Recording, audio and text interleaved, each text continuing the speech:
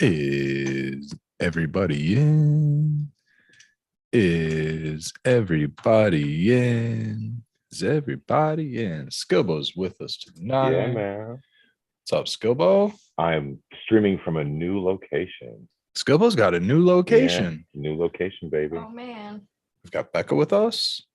Yeah, Hi, man. guys. Abolished It's coming. fashionably late, which is totally cool. Abolish, take your time, man. Cheers, chat. What's going on tonight? Everybody's busy as always. Cheers, chat. I got chat open. I got chat popped out. I got chat toggled to live, and I hope that you do too, everybody, because we all know that the best chat experience is the one that's had in live chat. There it goes. There it goes. The looping. Had to catch it, but I think I got it. Yeah, cheers, everybody. What's going on? We have a naturally action-packed show planned out for you guys, as always, with topics in the line of cannabis, psilocybin mushrooms. Probably we're going to talk about safety, harm reduction, things like that. The computer's telling me that my battery on my mouse is low, so I'm going to stop clicking it, plug it in, and sit here and chat with you guys here. I'm gonna kick on the vaporizer, get that going nice and fucking good. Get her heated up. That thing's cool. Yeah, man. It's kind of old school. And then I got some nice dry sip, some Lake Dry sip. There we go. Yeah. Nice. We're officially out of dabs. I guess we have a couple of random dabs that we had laying around, a little bit older than the last bit of stock, but we need to. I've gotten through all of it. Just made it through it all. Which we go includes a hater of Yeti. Too much further, I would like everyone in chat to know that today is Red and Becca's anniversary, and aren't they fucking cute? It is. It is. Can we get a congratulations in chat? And you know what? They get the coolest anniversary gifts because they got a brand new fucking Bronco today, man. Fucking car. New car, man. Oh my god, dude. It's been such a crazy. We can talk about how to get a new truck if you want to. Unfortunately, man, the orders are shut down. You can't even order I don't think almost anything from Ford right now, brand new. They shut down the order banks on March 7th for the Broncos, I think for the Mustangs, I think for the Mavericks. I know for sure the Maverick, dude. The Maverick is so fucking old school. It's wild, man. It's smaller than the Ranger. It's funny how it goes F-150, then the Ranger's a little bit smaller than the Mavericks. Tiny. I was like, man, can you get much smaller than the Ranger? But the Rangers actually look big. The Rangers look like a F-150 and I know they're bigger than my Colorado. Yeah, so dude, it's kind of crazy. They're not that bad right now. Cheers, Daddy Red. Cheers, Daddy Aldridge. Cheers. Look at all that love in chat. And Mama Red. Abolished is in there. Abolished is going to be appearing shortly. He says, "Let's be buds." What's up, Uncle Rick? Ziggy's. Old school Leave it alone. Man, Delta 9. Everybody's in the house. He's so nice. Yeah, man. Thank you all very much. Skilbo, thanks for that, man. I really appreciate that. A whole year, man. It's wild, man. A whole trip around the sun. We have been on this rock spinning the first time that I met Becca was over at Red's house, and she was trimming like a motherfucker and shit, going to town. Yeah, you guys got to go and smoke weed all day, and I got to stay home and trim. We were so busy today, dude. Guess what she was just doing about 20 minutes ago? Trimming, man. She did the second we got home. We've gone all day. We got up, today, normal day, putzing around the house, getting some stuff around here, and I got the word that the truck arrived from the auto plant. It's brand new build, so it was in production, finished production on the 6th, arrived at the dealer on the 9th. 3 days later, it got shipped out. I mean, fortunately, my dealership's only 10 minutes. I'm really fortunate in this situation, guys. People have been waiting. People ordered Broncos a year and a half ago and have had nothing, no communication at all. Their dealers have no idea what's going on. A lot of these guys placed reservations on day 1, hour 1, minute 1. I'm sure a lot of you may have heard that the Bronco was going through a hard top issue. Yes, that was one recall right out of the gate, set it back really far. The second big one, we all know what's going on with the chip issues, right? It's happening everywhere. You can't get printers. printers are off the shelves right now. You know what I mean? So like microchips Damn you, Hewlett Packard. Big issue right now, dude. Hewlett Packard's the only one on the shelf. That's the funny thing. Figure that That's one what out. that stands for. HP. HP is Hewlett Packard. Whoa. Yeah. Whoa. Learn Whoa. something new every day. So we got that going on. That's some totally 90s shit, man. It's okay. Dude, I definitely feel for anybody that's in the market of a new car right now. My car's 15 years old. It has over 200,000 miles on it. I put all of those miles on it except for 40. I'm also riding around in a 99 Grand Am that was given to me by my grandmother. And fortunately that thing in 2 more years that'll be a classic car. Isn't it 25 years to become a classic, or is it 20? My dad was saying 30. I thought it was 20 or 25. I heard it was 22. I'm sure maybe it's different state by state. I'm not sure. Probably something that a simple Google search would tell me right away, but it's no fun. I'd rather just exactly. I'd rather just speculate. Rather guess forever. No, I mean, shit, 99, dude. That car is 23 years old right now. So, Red, just think of how different the world was 23 years ago. Like, whew, it's like fifth son of the what are they called? Remember, like the 2012 people? What was that? The Mayans, like the fifth son of the Mayans. Yeah, dude, we might have to go through that one because I don't think that's over yet. I think it happened. Dude, you know what the real theory is? The real theory is it did happen.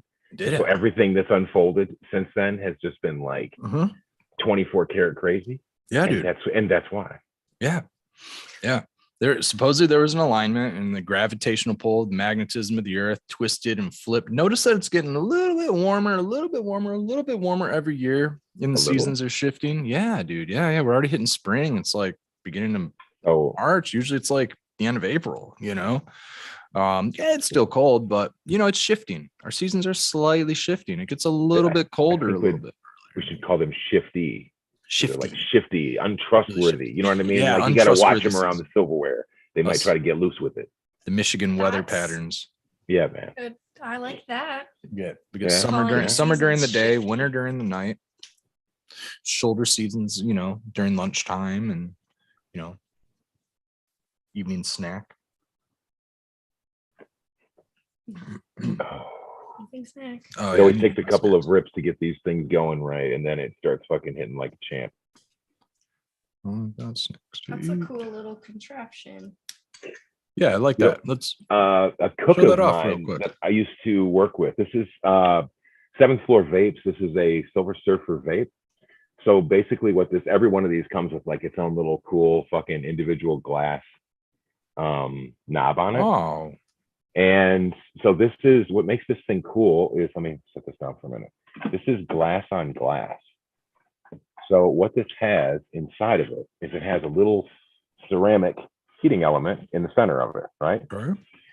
So this connection goes in like that, kind of, we all know how these things go. One thing goes inside of another.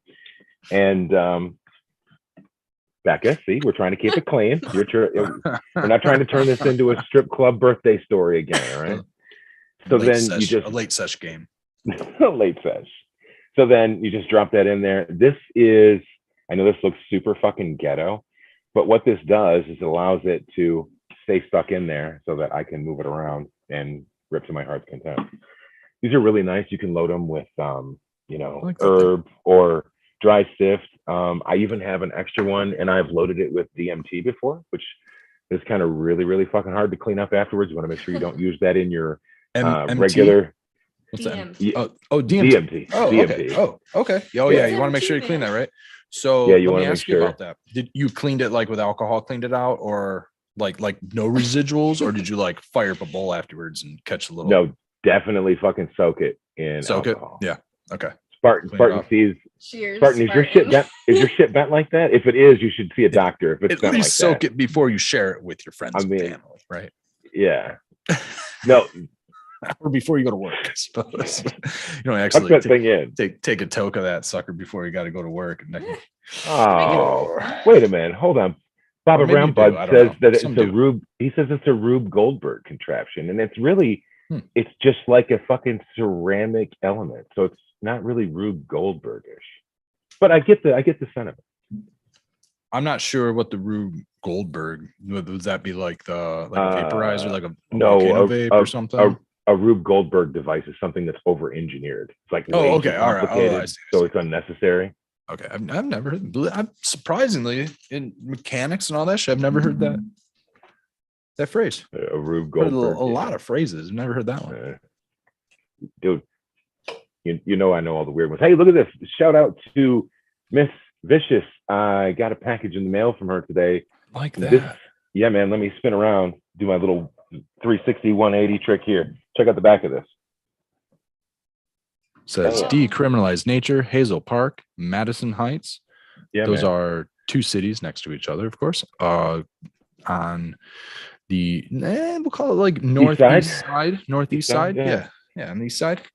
So did you try one of those gummies? I have not yet. Oh, can't wait to hear. Yeah. I have some medicated psilocybin gummies, and I also have some lemon ginger psilocybin tea as well. So that'll be cool. Awesome. How much ginger? That's what I'm drinking right now. Is the dosage? You know what? I'm not sure. I have to go grab it in a minute. Mm-hmm. So cool. Oh, is it? Do you know, like, have any idea? Is it like a microdose level? Like you take gummy? How many gummies? A one gummy? Many gummies? He's gonna go get it. He's gonna go. Oh, and everybody, remember I showed you this guy off the other day. Yeah. This is what he does. He holds the incense stick in his hand. And is it substitute also as an ashtray? I'd imagine the ashes are going to fall on that, so you could probably keep it from going all over the place. You're going to mess it up if you put your roaches out in it. Possibly. Mm-hmm. Let's see what we got here. Around behind the scenes, off cam, show and tell here at Casa del Skilbo. So first off, I want to show off this really, come on, lights, work with me. I love that logo. And it won't. Really cool. So Michigan with the mushrooms on it. And the tea says Magic Tea Prep 500 milligrams. Heat up boil water to 165 to 195. Place the tea bag in a mug. Pour water over the bag. Steep for 20 minutes. Enjoy. The flavor is lemon ginger. These are silly gummies. Says silly gummies are start slow, onset of 30 minutes. Keep out of reach of children. 3,500 milligrams plus or minus per package. And let's check out the packaging on that. So there's a handful in there, huh? Yeah. Cool. So, plus or minus extra serving. I like it. I like it. Enjoy it. Those bad boys in half, I'd imagine, or into a quarter if you wanted to even lower your dose. You got and the other one was the tea. The tea. And that's great. Those are awesome products, guys. Shout out to Miss Vicious. She has been doing some awesome work, and she's been she's everywhere we go. You know what I mean? If we go to a show, there she is. And, she's very cool. Working hard. I'm so happy I started following her and get to see all her content because lots of good information, and it's just cool to see somebody in regular life who's doing this. It's really cool. Shout out to her. I mean, the other day was National Women's Day after all. Of course, we have to pay lots of homage to all the women. I see Painted Lady. Painted Lady is in the chat. Yeah. Rebecca over here.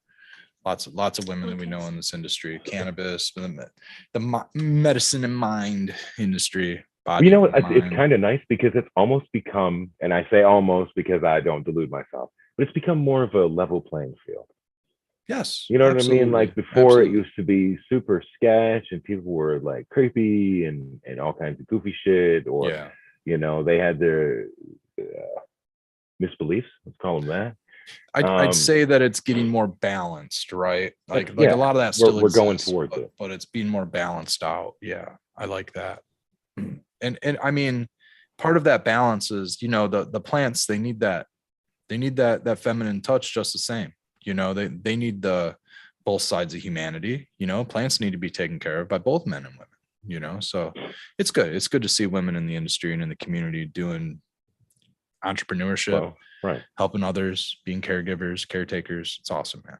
Shout out to all of you. Well, and the other thing is I think I said it either last week or the week before, one of these fucking shows, is that, we come at this from the cannabis side of things. So we've seen the the cannabis community kind of coalesce. You know what I mean? So to see it for psilocybin and for other entheogens, hallucinogenics, psychedelics, is really nice to see the community start to come together and people start to share information and connections, and you know, especially, you know, like with another shameless plug again, but with like Decrim Nature is the education side of things, you know. And something that they were handing out was that they had these little, I don't know where I put those. I'm just moved, guys, so like everything is everywhere that it's not supposed to be. But they had these really cool little, they're like postcards. And they had one for like all different kinds of drugs that you can use. And it told you facts about them. And it was like, it's good, you know, because even though you may not know all of these, you know people that have used them before. And it's nice to know, you know, the real information rather than just, you know, speculative. Yes, the speculative. It's really what I want to get into tonight, man. Once we get holy shit, fucking baked pone. What is going on, brother? Baked, what's up? Well, it's the 9 o'clock. It's not that show. late. We know that he can stay up from show. 9 until 11. It's an early show for that reason, so that we can have folks like Baked who do tend to crash a little bit early. It's almost summertime, man. I'm kind of known to crash a little bit early once the sun's coming up a lot earlier. Wintertime is usually my time to sleep in and go stay up late. My time clock might shift a little bit. Get into summer. You know it's bad when Uncle Rick calls you a boomer, Baked. Baked, I picked the color of that truck for you, buddy. I knew you'd like it. I'm a bland gray as well. Look at bland gray. I like the gray. It's a sporty fucking gray. I really dig it, man. It's like a lighter color. It's not like a super dark charcoal, you know. They call it cactus gray, which I think is awesome. Green, a little blue. On topic, you know, if you think of like cacti, I really like how San Pedro will have, you know, he goes right to San Pedro. Yes, of course. Why not? Cactus. I can't pronounce it, but it's like Trenchuranius or Saurus or something like that, right? That's that style. It's a 5-point or 7-point star at a cross section, you know, cacti, and they grow fast, which is nice. And this was a good point that that somebody made in the comments section of last week's show, and I believe that the difference, they used the scientific terms, and I should pull that up real fast, but he was talking about, because we were talking about peyote a lot last week, or we were referencing peyote, and the thing about peyote is peyote takes a really long time to grow. I mean a really long time to grow, guys. Like for a peyote button to get like this big, or what you would consider like harvestable, because I mean, I believe they get pretty big, but that would take like a century, right? Because for them to get like the size of, let's say, a softball or something like that, I think they take like 30 to 40 years. Like they take a lifetime to grow. Go ahead. What you got? I was going to say, what I liked was that when I went to Spread the Spore, shout out to that event that was on the 27th in Wyoming, Michigan. There was a guy there that was selling grafted San Pedro, grafting it onto all kinds of different things, plants, different trees, all kinds of weird shit, selling it all. I think one of the things about having a softball size of that, though, is, you know, what's your dosage on that? You know what I mean? Like, what is your dosage to blast off? Is probably not that much. There's recipes, you know, just like anything else, right? You know, you remember before regulation of cannabis, and a lot of the recipes you look up for making your own butter and stuff like that, it had the you know, somewhat of a like a consistency, right? It was usually like a pound of butter to an ounce of cannabis flower. That was like the most common recipe that I ever saw. It was a pound of whatever, 16 ounces of oil, 1 pound or 16 ounces of butter to a ounce, you know, a weight ounce of 28 grams of cannabis flower, you know, and then that would get you, who knows what dosage, right? Nobody ever knew their dosage. They weren't saying these are 100 milligram brownies, right? They just knew that was those are good ones. It was a dough. It was it was almost like a industry standard. It was a standard. There we go. So you work with a standard. So I think that they take a standard, like let's say a 1 foot, let's say a 12-inch section of this cacti. And you're right, man, each cacti is going to be slightly different in potency, so that's going to be completely different. So what I like is, speaking of the potencies, I think that in the rates of the growth rates and things, is that Peruvian torch is one that's a little more blue, which is really beautiful. They can be blue and green, but cacti are very pretty, man. I feel like they can even be like in the shades of blue, green, purple, just like plants are very, very pretty. Cacti are awesome. So I apologize if I mess up this name, but Anya Anaya Ferris in chat or in the comments last week said Lufora are for growing and taking care of. Couldn't ever think of eating one, especially if you're growing it yourself. Now my guess is Lufora would be peyote for growing and taking care of. It's like a bonsai. You take care of it, you grow it, you nurture it. It takes your entire lifetime to grow. That's one of those things that you would probably even pass down through generations. And at some point, maybe ceremonially before that thing dies, somebody celebrates with it. But they're going to go extinct if you go ahead, man. Go ahead, buddy. They'll go extinct if we just, all go and pluck them, because it takes so long to go to maturity, right? They also say that Trichoceras, again, I'm probably butchering this word, are for consuming. Now, Trichoceras, Trichocereus,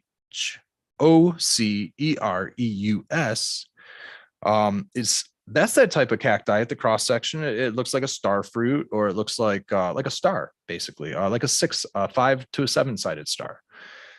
You can find those almost anywhere. I don't want to blow up the spots, but like box stores, you can find them at box stores sometimes. Look at the right one, but they're very easy to propagate. They grow really fast. You can get a couple feet worth of growth in a single growing season. And that's enough. From my understanding, some of the recipes that I've seen is like a foot worth of, like 1 foot, 12 inches worth of cacti length.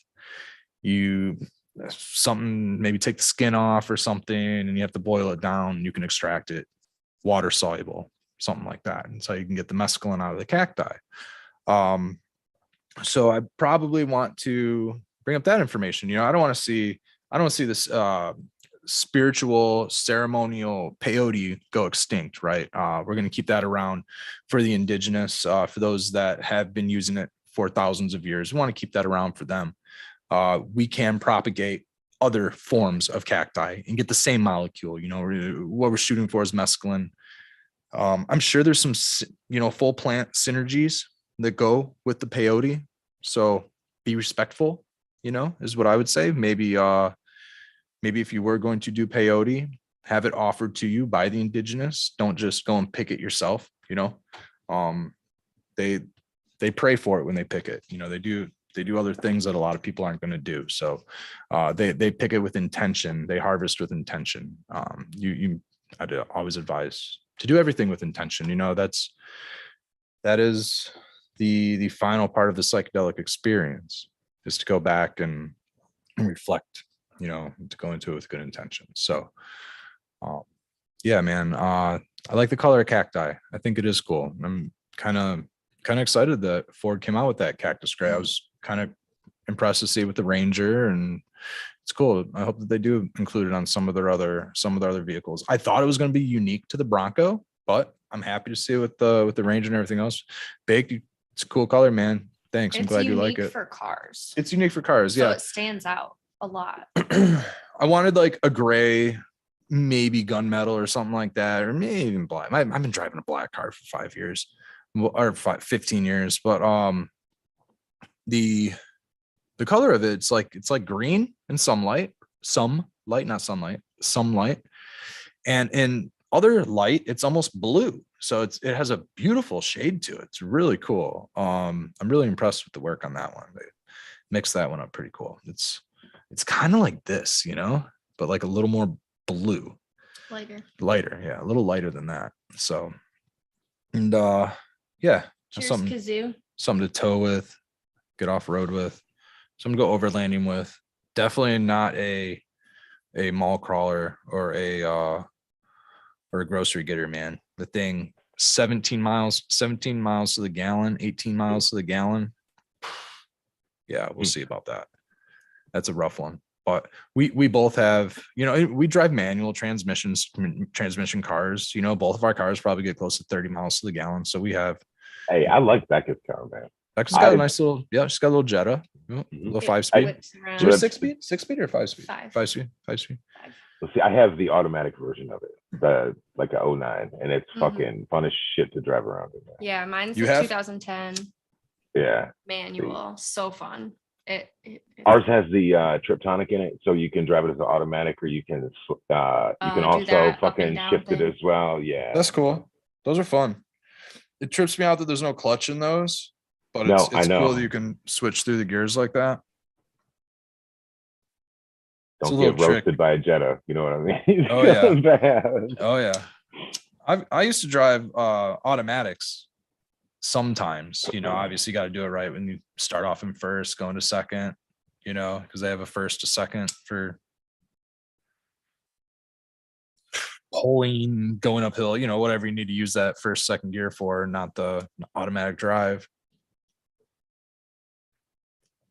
Blue Kiss says for dunes. So when you're over there on Sleeping Bear Dunes on the west side, you can kick it in there. Baja mode, baby. Baja, okay.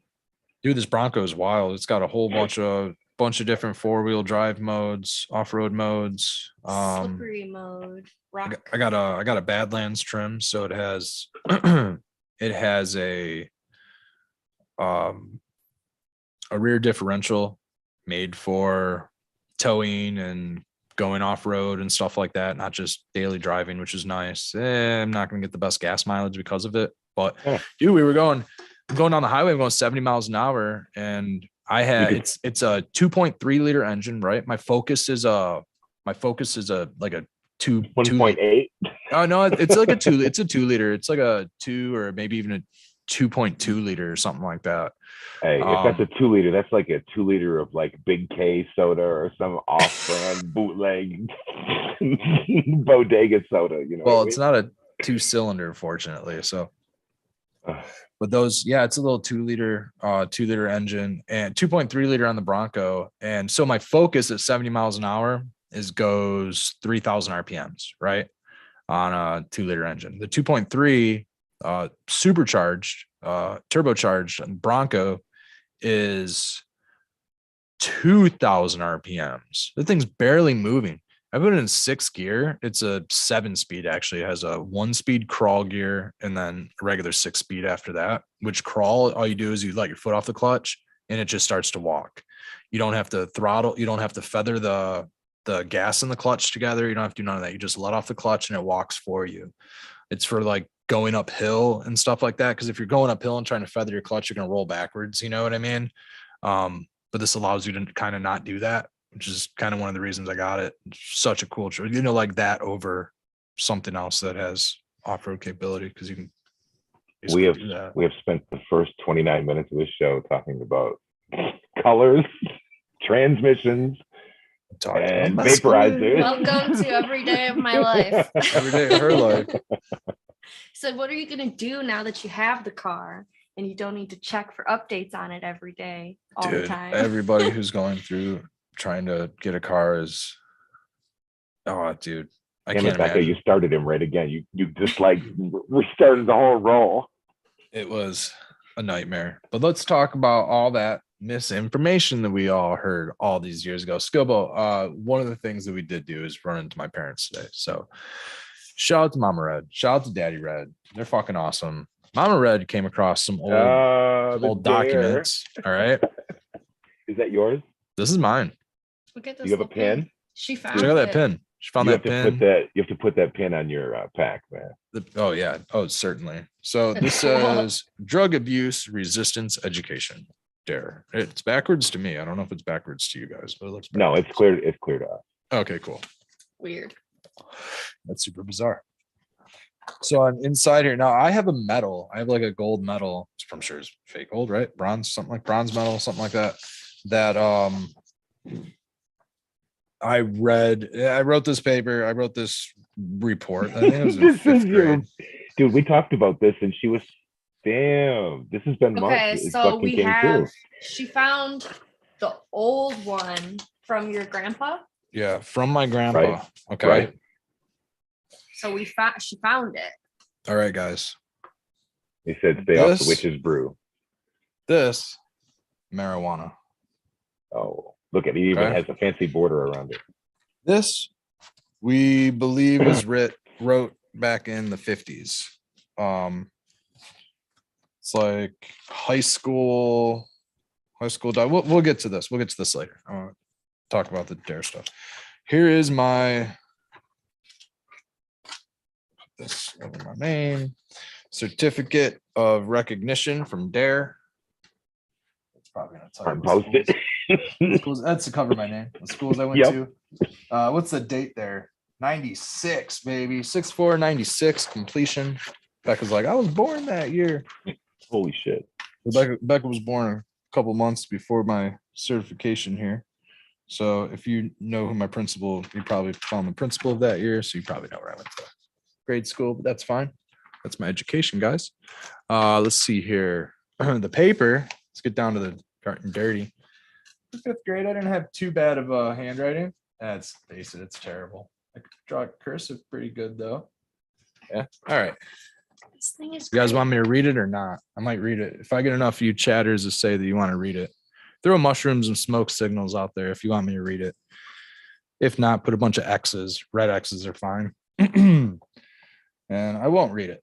But what I do have, I like to talk. We want to hear your book report, man. You guys want to hear about the book? Skilbo wants to hear. I'll probably. We want to hear your book report.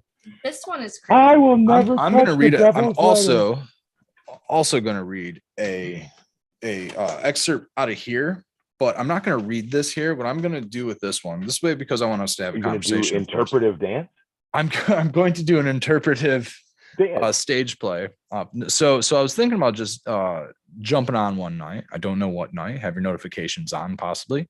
Or I'll schedule this. I'll see. Maybe it'll happen tomorrow. I don't know. It's all has to do with my timing and how I feel. So I'm gonna read it one night. I'm gonna get on here. We're gonna get real close. We're gonna light a candle. We're gonna get intimate. We're gonna have a nice little sesh here. We're gonna fire something up. A bottle of wine, right? Yeah. And I'm gonna read this bad boy. Grab yourself a cocktail. All right. I see smoke clouds. I see enough read it's and smoke. Well, let's be buds. Just told me to read it 5 or 6 times. So yeah, we'll count that as 2. I'll give you 2. I'll give you 2 of those at least. I'll give you 2, Uncle Rick. That way you're not wasting your typing there. Let's see here. I'll read it. Okay. All right. Let's take a little trip down memory lane here. Okay. I have not read this since 5th grade, guys. So bear with me. Hopefully I'll do a better job this time around. Last time was my first time. Let's see here. I played Mr. Salt in 2nd grade. So that was probably my first time public speaking or doing anything. I had to wear a trash bag for a. Yeah, don't get me started. Anyways. All right, guys. So this is how you feel about the DARE program, what you've learned in DARE that can help you stay drug-free and avoid violence, and why you think it's important to be drug-free and avoid violence. So this is what I wrote.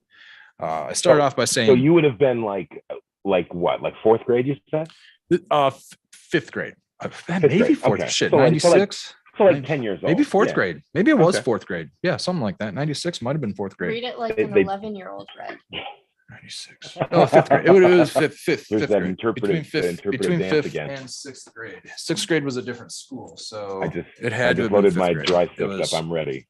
It was elementary school, so I can't believe I wrote the word throughout. I started out just throughout, but I didn't put in proper grammar. I had way better grammar then than I do now. Holy shit! Like I was read it. Damn. I had proper usage of my commas. Mama Red must have helped me with this. I don't know. Let's see here. All right. So I take up the first 3 lines. I do this naturally. It's space savers. DARE. DARE, Drug Abuse Resistance Education. Throughout the DARE program, we have learned about drugs and how it affects your body. Drug abuse, pressure, peer pressure, self-esteem, stress, stressors, violence, youth gangs, and alcohol. We learned about youth gangs. We learned how all these things affect us. I feel good that we had this DARE program with blank, officer blank, because I've known him since kindergarten. Okay, so that's something to point out. They didn't just throw a random officer at us, which is kind of cool. They did have like our local, I don't know even what Red. I don't know who it was. Go ahead. Propaganda comes best from those you know and trust already. Exactly. So it was the same like school officer. We didn't have like a security, right? He was just a normal cop, but he would come stop by the school every so often. He would come in the classrooms. Hey, it's a police officer. You know what I mean? But it was always the same dude. And so that's where I'm at with that. So we all knew him, right? We were already comfortable with him being in the classroom. He had stopped in. We all knew him already for 5 years. All right. So I'm glad I had this DARE program with Officer Blank, because I've known him since kindergarten. Now I know how bad drugs and alcohol affect us. I think it's high? He told us how to get. He definitely told us how to get high. He told us how to get high. I think it's important to be drug free and avoid violence. I did a lot of just backtracking to the packet. You know, I just said what the questions were. Exactly. Yeah, I was. Common sense will get you the right answer. I just went through it. It's called parroting or aping what you've been told. Paraphrasing. I did a lot of paraphrasing here. It is good to be drug free because drugs affect your health and the way your body works. You could get suspended or expelled if you get caught with drugs. You could even get arrested. It's also very good to avoid violence. If you use too much violence, like shooting a gun, you could kill someone. You might even get life in prison for that. You could get suspended or expelled for fighting. That's what I learned about the DARE program. That's what I learned. That got you the pin? That got me a medal. No, the pin is a cannabis pin. That my mom found that and gave it to me. So she attached it to my DARE packet. That's not related, but only by the fact that it's drug paraphernalia on a. Do you remember DARE? The class? Yeah, I remember DARE. Did they talk about? We did packets. Not like they didn't talk about cannabis. They talked about how we would be approached on the playground by people in trench coats that would offer us drugs. Not literally, but that's kind of what you'd think of it as, right? But no, they were like, you get approached on the playground. You get approached by people, gangs. They told us how to stay out of drugs. They didn't really talk. It was not drug education. The slogan to keep kids away from drugs and violence. I think that the heart in it is there, especially in the violence portion. How to keep kids away. Suburban, metropolitan. I grew up in like the outskirts of Wayne County, right out of let's say school districts included like Inkster, Wayne Westland. For people that don't know, Wayne County is Detroit. Yeah. So we would get a lot of like people coming out of the Detroit school districts that might have moved to Inkster, and then from there into the Wayne Westland school district. There was a time when the Inkster school district, which was closer to the Detroit borderline, that we got merged, and then so there was a lot of need for gang violence education. I'm not gonna lie, man. Like there were kids when I was in middle school getting stabbed. I mean, these kids are in like 6th, 7th grade stabbing each other. It was fucked. Not to say that like private schools were any better, you know what I mean? Because they weren't. The kids were getting and doing. The kids in those schools were like doing blow and stuff like that, and opioids, popping pills and things like that. So I mean, there's a balance to where the education needs to be. I think that, putting it towards violence and maybe, educating kids on what drugs do, what they are and things like that. But not, I can definitely feel a little bit of propaganda in here. In this line, I didn't do any highlighting. So it's good that they tell you can get arrested or suspended or anything like that. But I don't think that you should get arrested is the thing, right? Well, the first thing we have to do is we have to decide, is there a scale to this sort of thing? So in other words, not to play like freshman philosopher or anything, but is there a difference between someone who enjoys robo tripping and somebody who does like PCP? And yeah, they definitely didn't get into anything like that, like abusing. Right. Their thing drugs, is very, very pragmatic. Wrong is wrong. Drugs are drugs, and they're all bad. That's how they look at it. Yep. That's how the program went, basically. But I wonder now if they've kind of if they've taken into account the amount of and the propensity and for abusing pills and how much more prevalent that's become. Yeah. Because that was kind of, here's my problem, is I'm so fucking old that I almost want to think that I'm older than the DARE programs. I don't ever remember having a DARE thing. I think I remember Isaiah Thomas coming to school one time and here's the funny thing, the old Isaiah Thomas, the Detroit Piston, not the Boston Celtic that fucked his hip up. But, so I don't really know how they do that, but I know that driving around town and stuff, there's like the DARE cop car and, they drive around and hang out at schools and stuff. So I don't know. So younger person. I think it started in the early 90s, maybe mid to late 80s, maybe. I guess you don't have to spoil us by telling us what you graduate here. Let me look up the DARE program. I'm trying to find a good passage or like a good couple sentences. Started in 1983. 83. Okay. Started in 83. I'm not sure if it's still in existence. It may be to some extent. I'm sure it is. 83 to 2009, one source. Oh, they stopped. There's no more DARE? Yeah. I think that the age group that they get never going. had DARE. You didn't have DARE? No. Really? Yeah, before. But that could have I also from Ann Arbor. And that so could be Ann Arbor did they give you specific. any kind of drug education or violence education or anything like that? Didn't really worry about it in Ann Arbor. So Blue Kiss was right. It really is some Ronald Reagan and Nancy Reagan bullshit. Yeah, most certainly. Because Nancy was the big one on the whole just say no shit and snitching.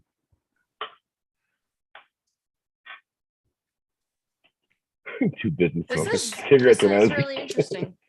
Yeah, they told us a lot of stuff, mostly that drugs would make you like go broke, go poor, drop out of school.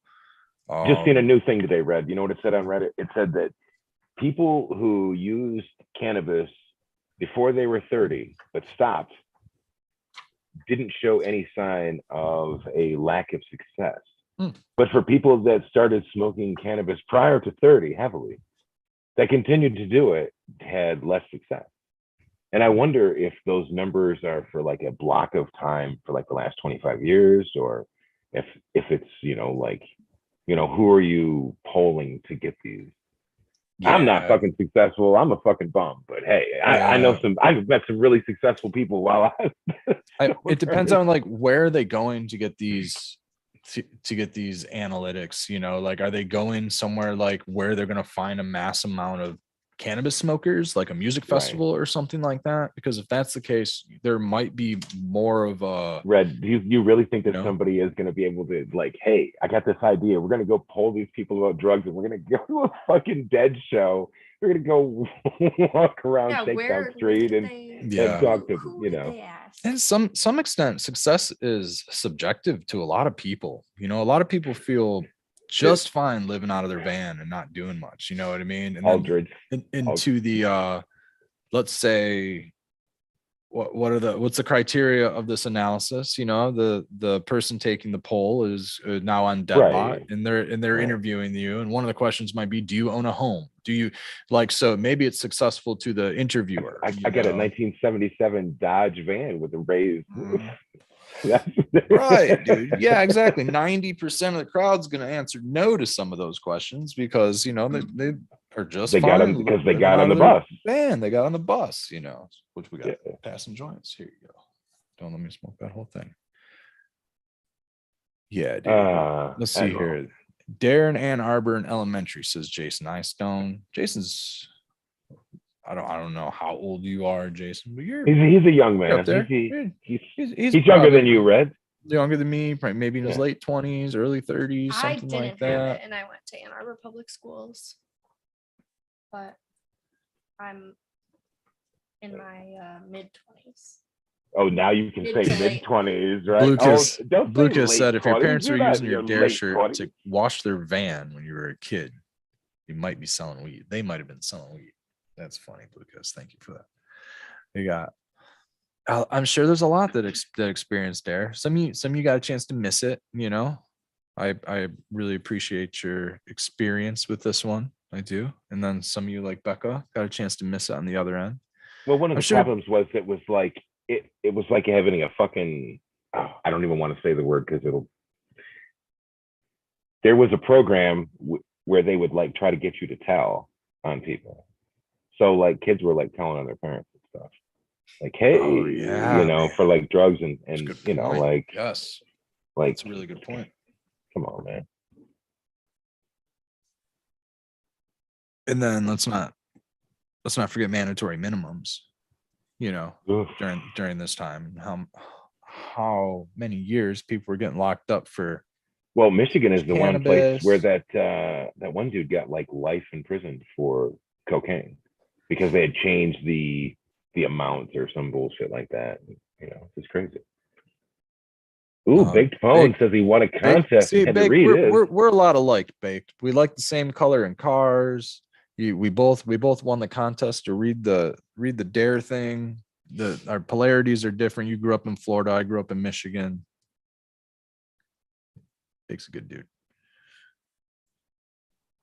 Yeah, dude, it was a wild program, man. They fed a lot of propaganda at you.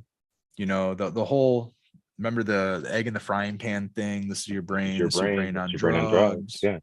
And now we're learning through actual science that it's kind of the opposite way. Some of these drugs are actually repairing the brain and fixing the brain from all of the trauma that actually causes the sizzling and the cooking. It's trauma that does that. It's bad experiences. It's no, hold on. We're a harm reduction show, dude. So we do have to point out the reality of some substances just lower our vibration. Okay. Some of them just do that. All right. I'm not going to be specific on them because it's probably different for everybody, but some substances raise our vibrations. Okay. Make us a little bit more conscious.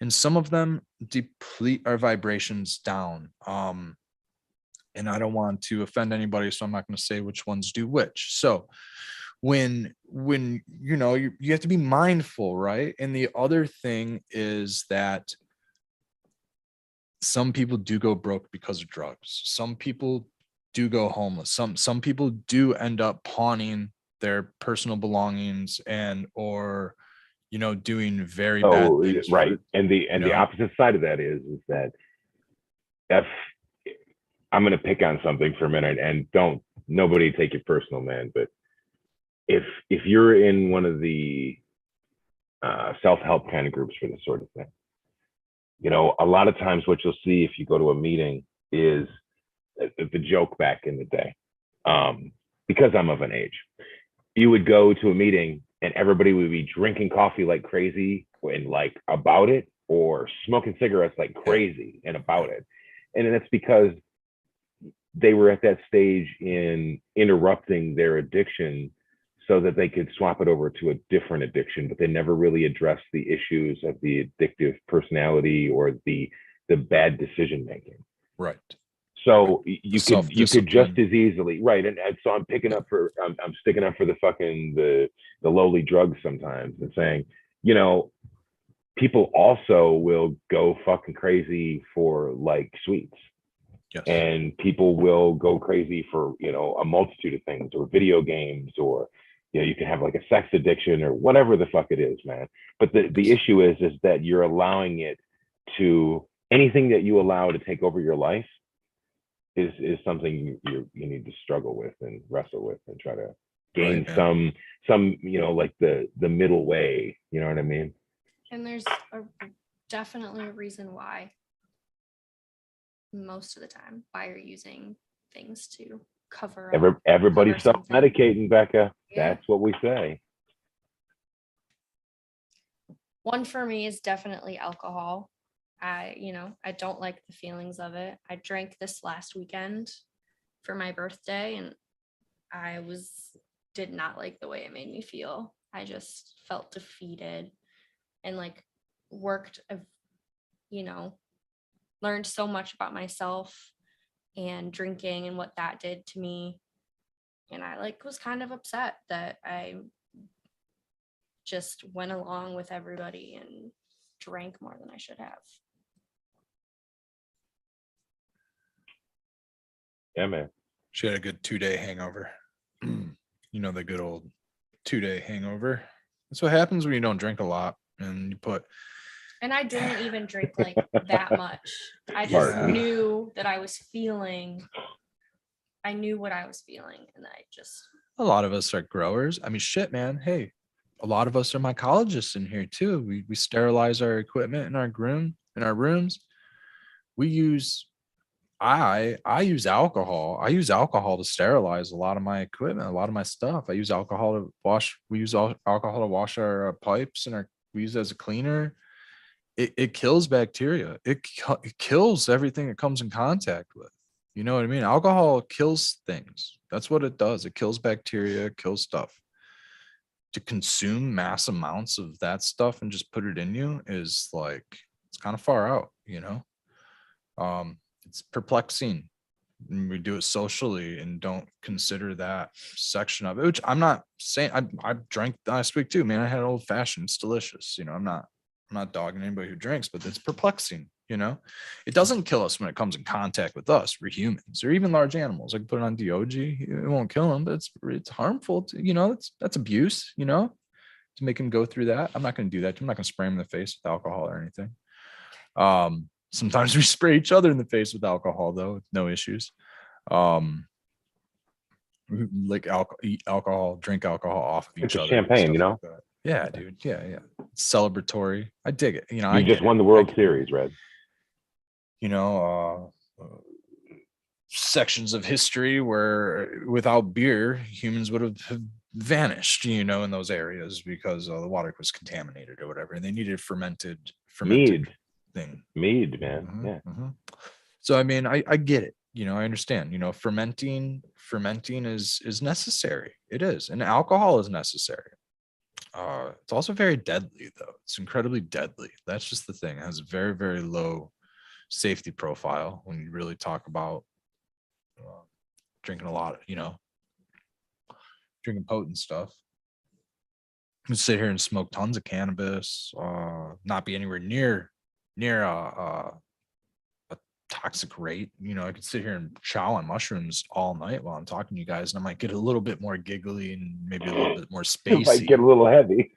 Might get a little heavy for a little while, but that's not gonna, you know, I don't want to get too far into it, but I mean, somebody could sit here and dose acid all they wanted to, and it's not gonna have a toxic amount on them. They're gonna end up shutting it down on themselves before they let that shit shut them down. You know, that's the reality behind it. You know, by the time you even started to eat enough LSD to get toxic, it'd probably start fucking you up so the much. The LD50 on it? Yeah, you wouldn't even want to eat that much, you know. I mean, even if it was crystal, I mean, the second that crystal touched you, you'd be tripping your brains out. You wouldn't even be able to touch the rest of the bag. Can we do a call back to like one of the earliest late sessions and talk about the key bump on the absolutely, absolutely, dude? Because The cop. That's the variance. We laughed about that. That's the dude. I died when my friend told me the story. His dad has seen some things and been around some things, was in some circles, right? Some good old family circles, and was riding around with a very large package of crystal LSD. I doubt it was a lot. I'm probably over. It's all right. That's like more than enough to create in like 10 years, right?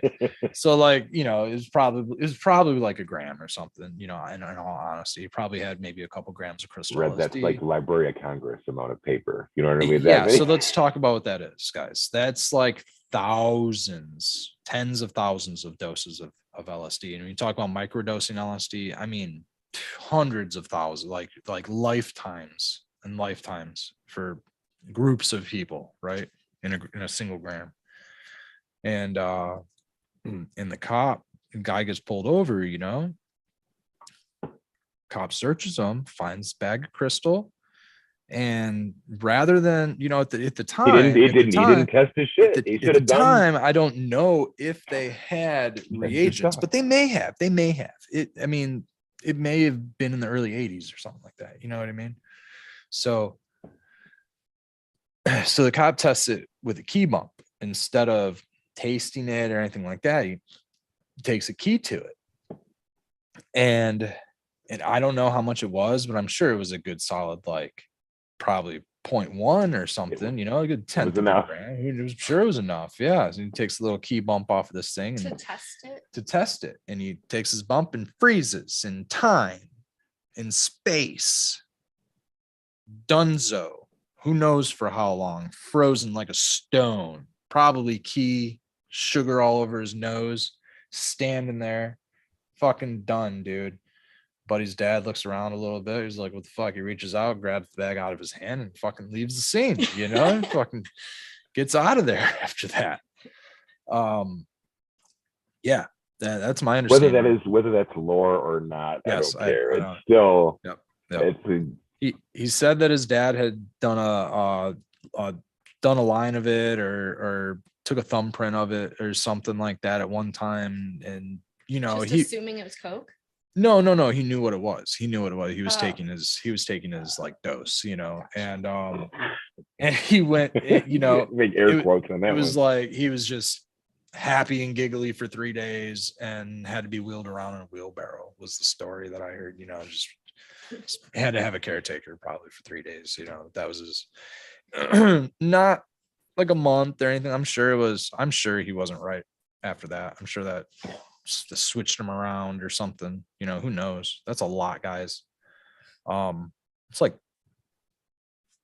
sheets probably of LSD.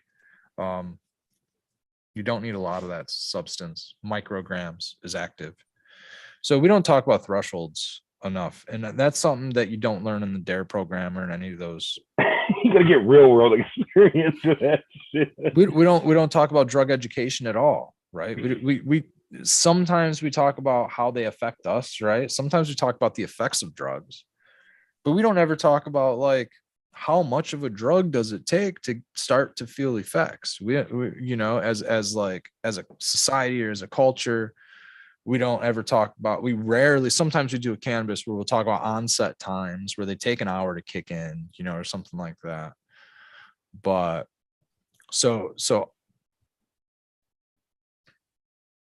I'm glitching, guys.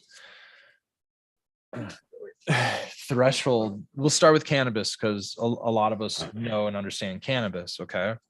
2.5 milligrams of THC upwards to like 5 milligrams of THC in some of us. You know, Skilbo, you're a large guy, so probably you know, you have a tolerance, so you're not the example, okay? But like someone who's about your size who's never had cannabis before would need somewhere between 3 and 5 and 7 milligrams of THC before they start to like feel the effects kicking in. And we all know what that is. You know, we know that there's a subtle change in our perception.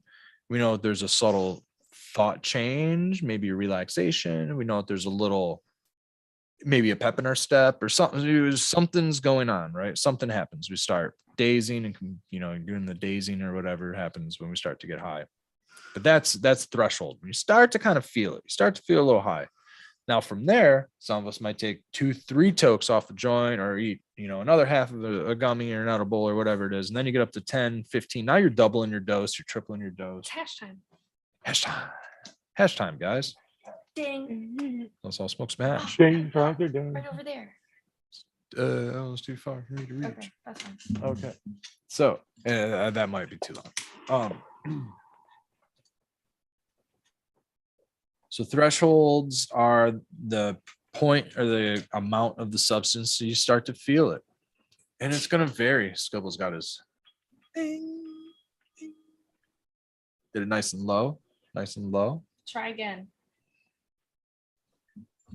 That feeling Red is describing is when he eats 100 milligrams. Says Spartan. So for those of us who have a tolerance, for me, it's honestly. Ooh. That was cute. Hope it's hitting.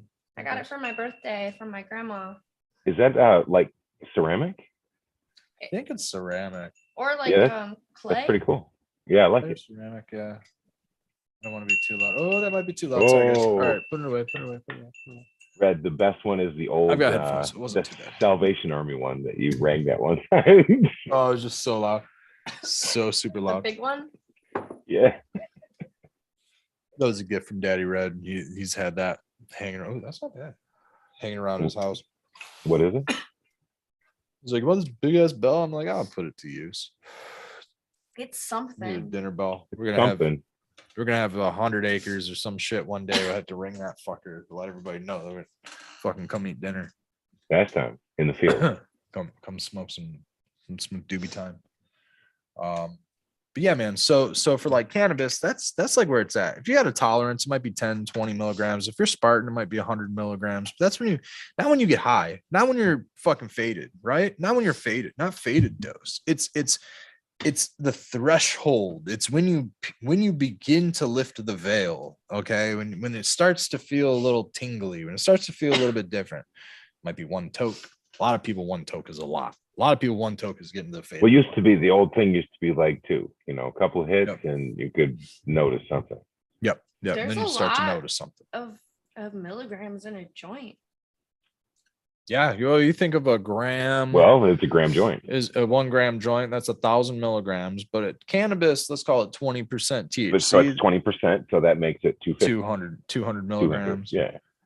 So you got, yeah. But you're not getting all the smoke. It's got no, you're not decarboxylating. It's decarboxylating. Sometimes it's maybe too hot. So, who knows what's going on with it. There's a lot of factors going in play. If you're smoking it with a bowl, you're hitting it with a flame that's really hot. If you're smoldering it with a doobie, I'm with temperature. Spartan. He says he's not really sure what his faded dosage is either. Yeah. Yeah. A lot of us don't know, but like we're gonna talk thresholds right now. So we're talking the beginning dose. We're talking the first dose.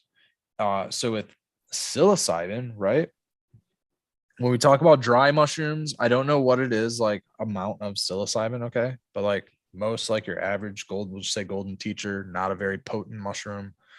It's like 0.07 or like 70 milligrams to 100 milligrams for somebody who's never really done psilocybin is a threshold dose when you start to like feel the effects or the effects start to help you out. That's about 70 milligrams right there. It at 300 milligrams or 0.3, it might be a little more psychedelic in nature. Okay. At 0.5 or 1 gram, that's 1,000 milligrams, it's going to start to get a little heavy, of the trip, and you're going to start to feeling trippy. It's cool to test that and try the 0.2, 0.3 and like see where, when you're going to start getting those. But now we have to be careful again, because we go back to, we don't know what the strength of these natural things are. So when we get into this, we could say, well, I've learned that a 0.3 puts me right in the pocket. But then of the batch that you're working on, you're working on. Correct. You got to be working on the same batch when you're working at this. Like if you switch batches, you start back to 1 because you don't know the potency. Dude, I mean, you could give that same advice to somebody who's smoking cannabis, just the same. Nowadays with the regulated market, you can see a 30%, you know, sometimes you can see a 15.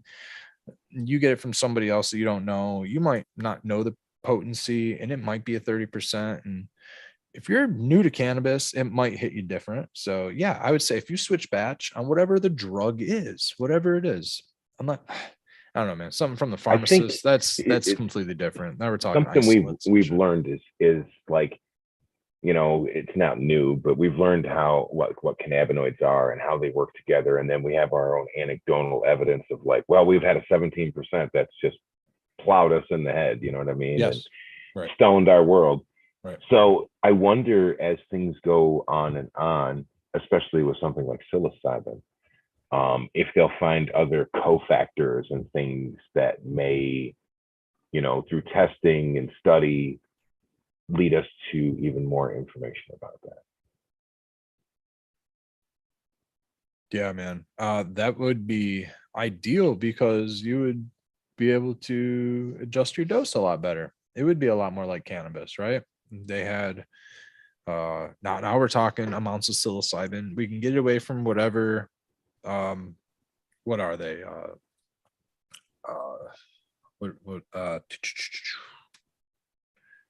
The shit that fucks up your stomach, the chitin. Get any of the chitin.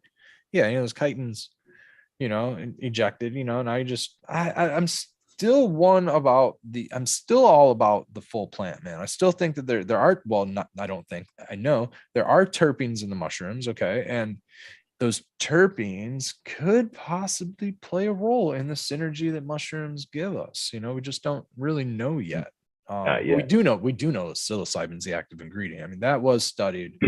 Fortunately, we do have studies from that. Albert Hoffman, Sasha Alexander Shulgin, a lot of people. But it's like, think about this: is let's play this perspective game, Red.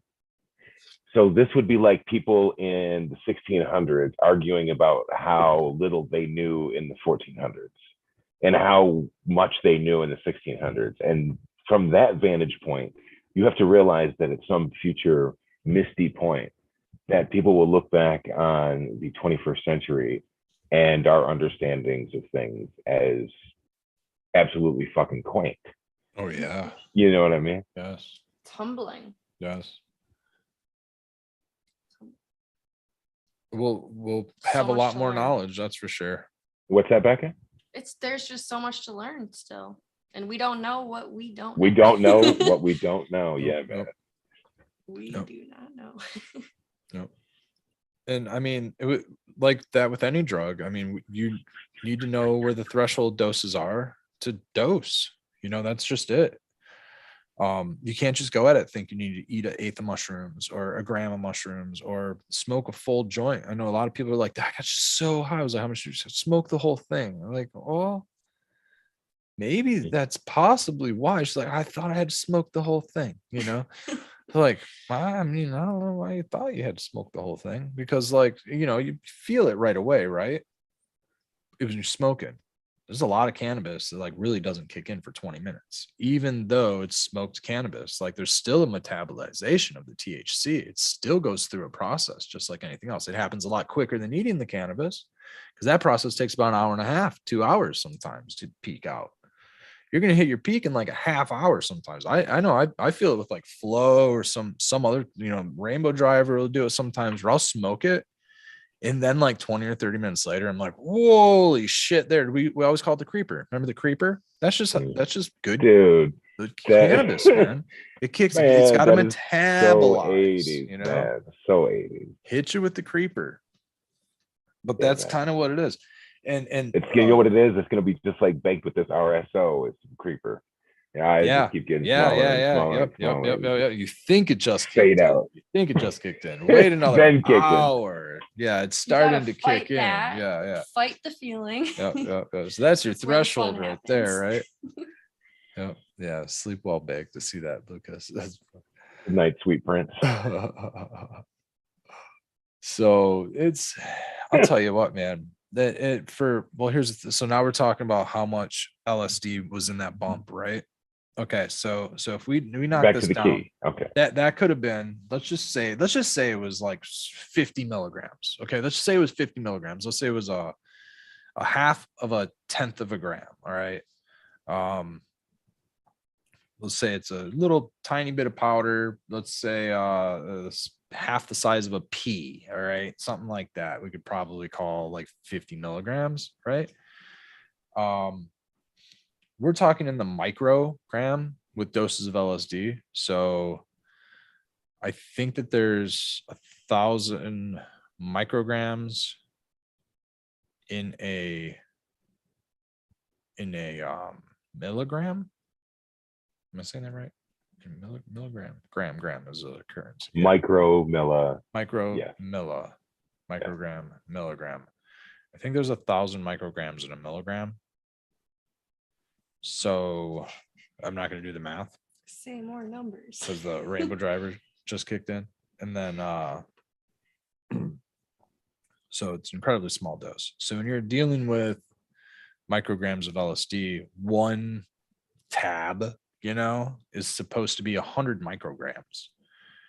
And so one tab at 100 micrograms puts 10 of those, 10 tabs is 1 milligram. Okay. So 100 tabs is 10 milligrams. All right. And what are we getting up to? We're getting up to 40 milligrams. So it's like 4 sheets of LSD, basically. Your threshold dose. Now let's talk about the threshold dose of LSD. Now, when people say one tab is 100 micrograms, and they talk about 100 micrograms being the part that you kind of start, it's more than threshold. Okay. It's more like when you're starting to see colors and trails and have the psychedelic experience, kind of begins around 100 micrograms. But from like 50 to 100, 50 micrograms to 100 micrograms, you very much notice the effects. From 10 to 40 micrograms, sorry, Blue Kiss, with hitting you with all these numbers. 10 micrograms. 10 micrograms is a threshold dose, which is 1/10 of a square of a piece of paper. So if you take 1/10 of a square of a piece of paper of LSD, that's how much a microdose is, or when you will feel your threshold dose. Threshold dose is microdose. One thing we do want to say about if you were trying to microdose something like that is to do what's called volumetric dosing, which is where you, what I did is I took an eyedropper bottle and I took some alcohol, put some drinkable alcohol in it, like Everclear, a little bit fat, and some distilled water. And I took some doses, some hits of acid, and put those inside of there, left alone for a couple of days. And then so that way you're sure that everything is the same, because we know as shoots are laid and things are done like that, it's very difficult to say, well, if I cut this all exactly into 12 little pieces, that they would be 12 repeatable and yet equal microdoses. Yes. So volumetric dosing. Yep. That's that. And that's, yes. Yeah. 1/10 Spartan. Yeah. 1/10 of the paper. If it's laid evenly. If it's laid evenly, well, you could assume that if you put that piece of paper and maybe a couple more into some alcohol and water, and added, let's say it's 5 pieces of paper, and that's what I did. Those are tenths, right? Well, then you would want to add 50 drops of alcohol to 5 pieces of paper, and then each drop would have 1/10 of one of those doses in it. And that way they're going to homogenize at that point. They're all going to mix together. And if you got some laid a little heavy on this one, a little light on this one, it's all going to mix together a little bit better, because that's what happens. I mean, you think this stuff gets dipped and whatever happens to it, and I mean, the crystal doesn't just get injected or laid onto the paper.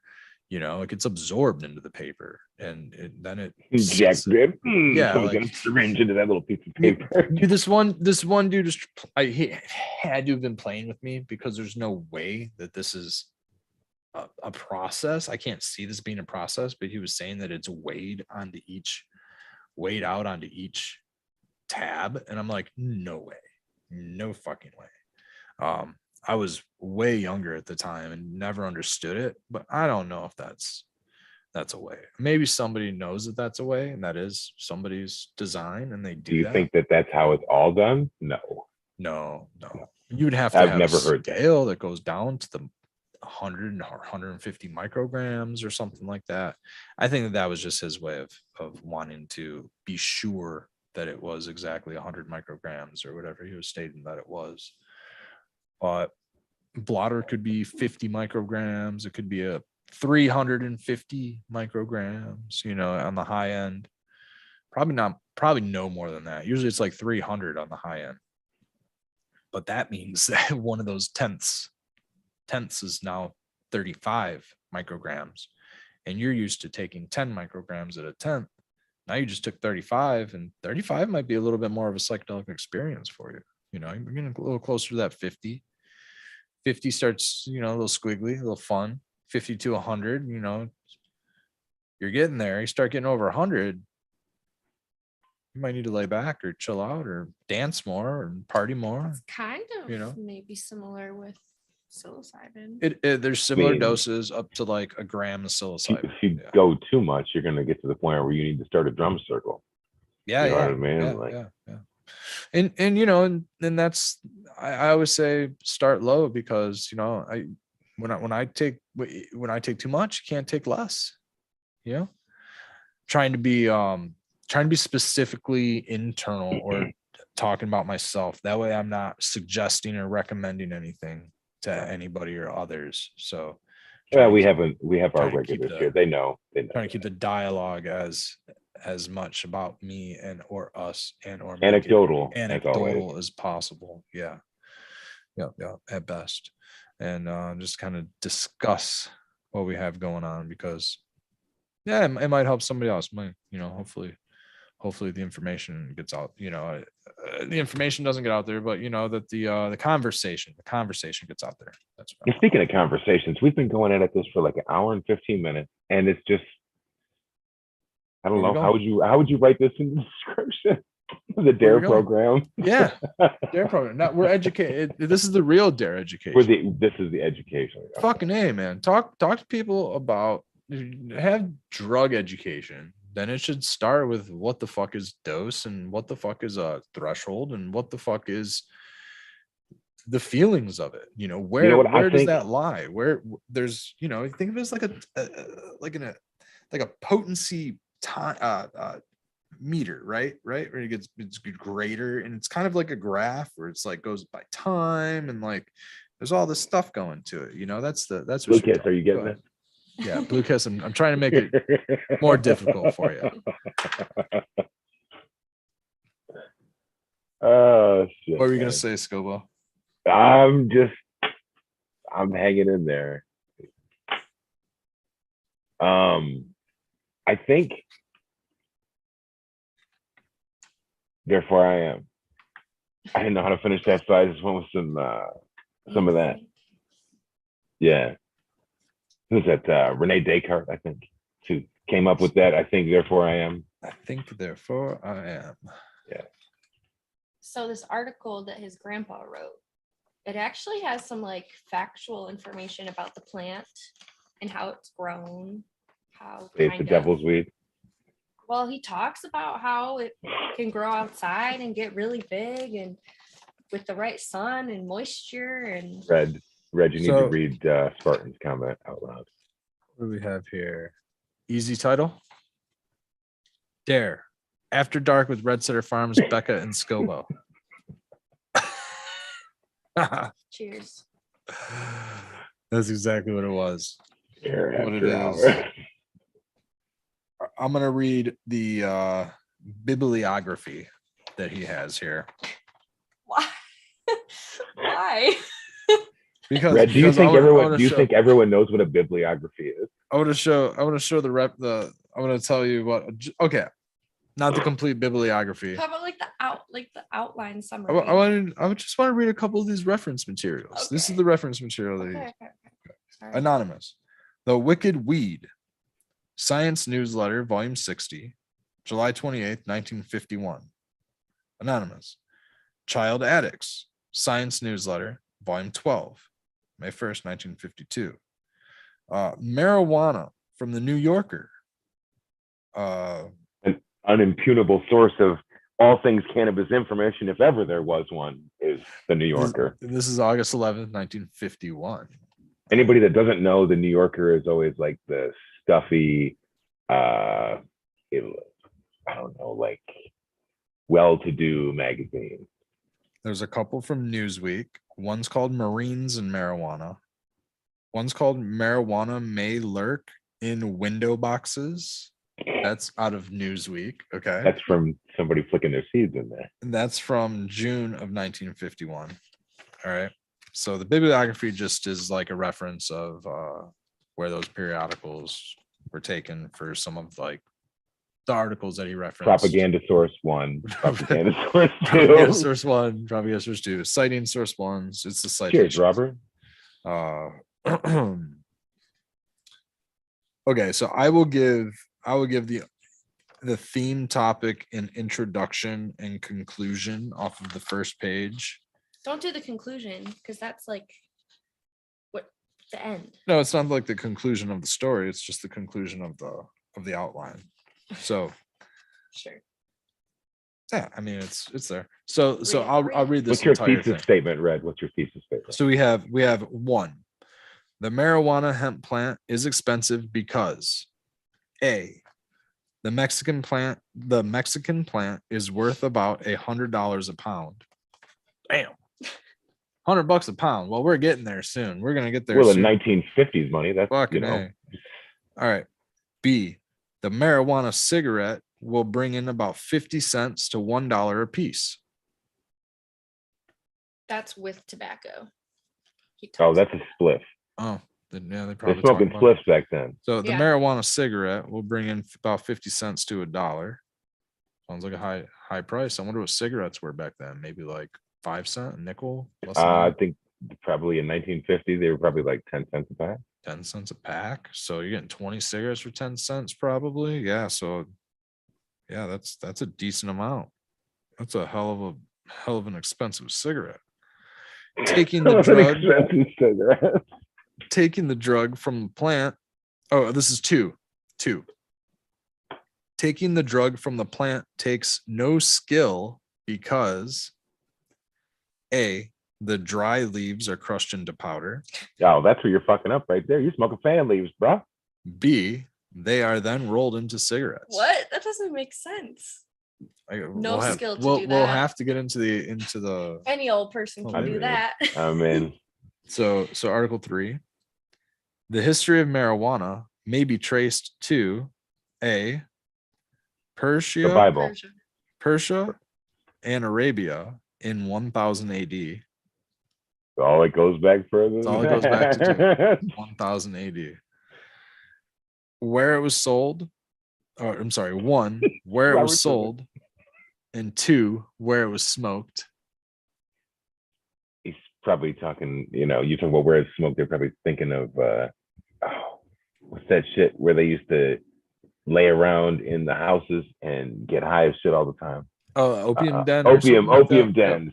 Opium dens. Yeah. Man. Yeah. B. So this is still Article 3, where the history of marijuana may be traced to. B. Napoleon noticed the natives using it in 1798. Natives. Yeah, natives. Fuck? I don't know. You talk about native Which Frenchmen? ones? Native Frenchmen? I don't know. Yeah, maybe. I don't know where Napoleon was. Wherever Napoleon was in 1798, Egypt. He was they in called Egypt. them. They He was called them in- natives. at the- Native Egyptians. He was at the Giza, man. Giza. Where the Giza? pyramids and shit. All right. Yeah. So Because that's where Napoleon, that old thing of where they say that Napoleon's men blew the nose off of the Sphinx. That's absolutely false. That's all right, not and true at all. let's not forget that this is also 1951 or 1952, and this is incredibly not PC. Okay, so we're just gonna remember that I am reading this. And I may or may not be paying attention to how politically incorrect it might be. So I might accidentally like not like catch the dialogue that I might say. So I apologize if I do say anything You're that's doing okay. out of touch. But anyways, Napoleon noticed the natives using it in 1798. He forbade its use. And 2, he tried to break the users of the habit. Number 4, the effects of marijuana may be compared to A, the effects of alcohol, B, the effects of opium. 1B may destroy the ability to reason. B2 may destroy power of speech. Interesting. Power of speech. You smoked that motherfucker stupid is what you did. I'm surprised the propaganda was heavy like that. Smoked him silent. You Interesting. know what that's called? Smoke just silent. You know what? That's called pulling a narwhal. When you smoke him silent. The conclusion, this article is directed to help both young and old on the right road to a healthy, prosperous life. So that was, but he was smoking fan leaves. So like we can't stay tuned. We can't really take his word on the plant and all things about it at their face value. So this is pretty cool. I'll read the first paragraph. It's about it actually goes on. It's about 6 or 7. It's 5 pages long. I'll read the first paragraph and then we'll vote on the second. No. I'm gonna do the whole thing. Oh I'm shit! gonna do like the whole fucking thing. We're gonna do a thing where you got to come back. It's a serial, and every week we get another paragraph. Now you're tempting me to do a series, a page a night. We'll just do a page a night. It'll last like 6 months or something like that, because who knows when I'll get to it. And so, all right. I knew that would make Spartan laugh when I hit that fucking silent narwhal. That's a good comparison. We love you, narwhal. Yeah, all right, man. Marijuana.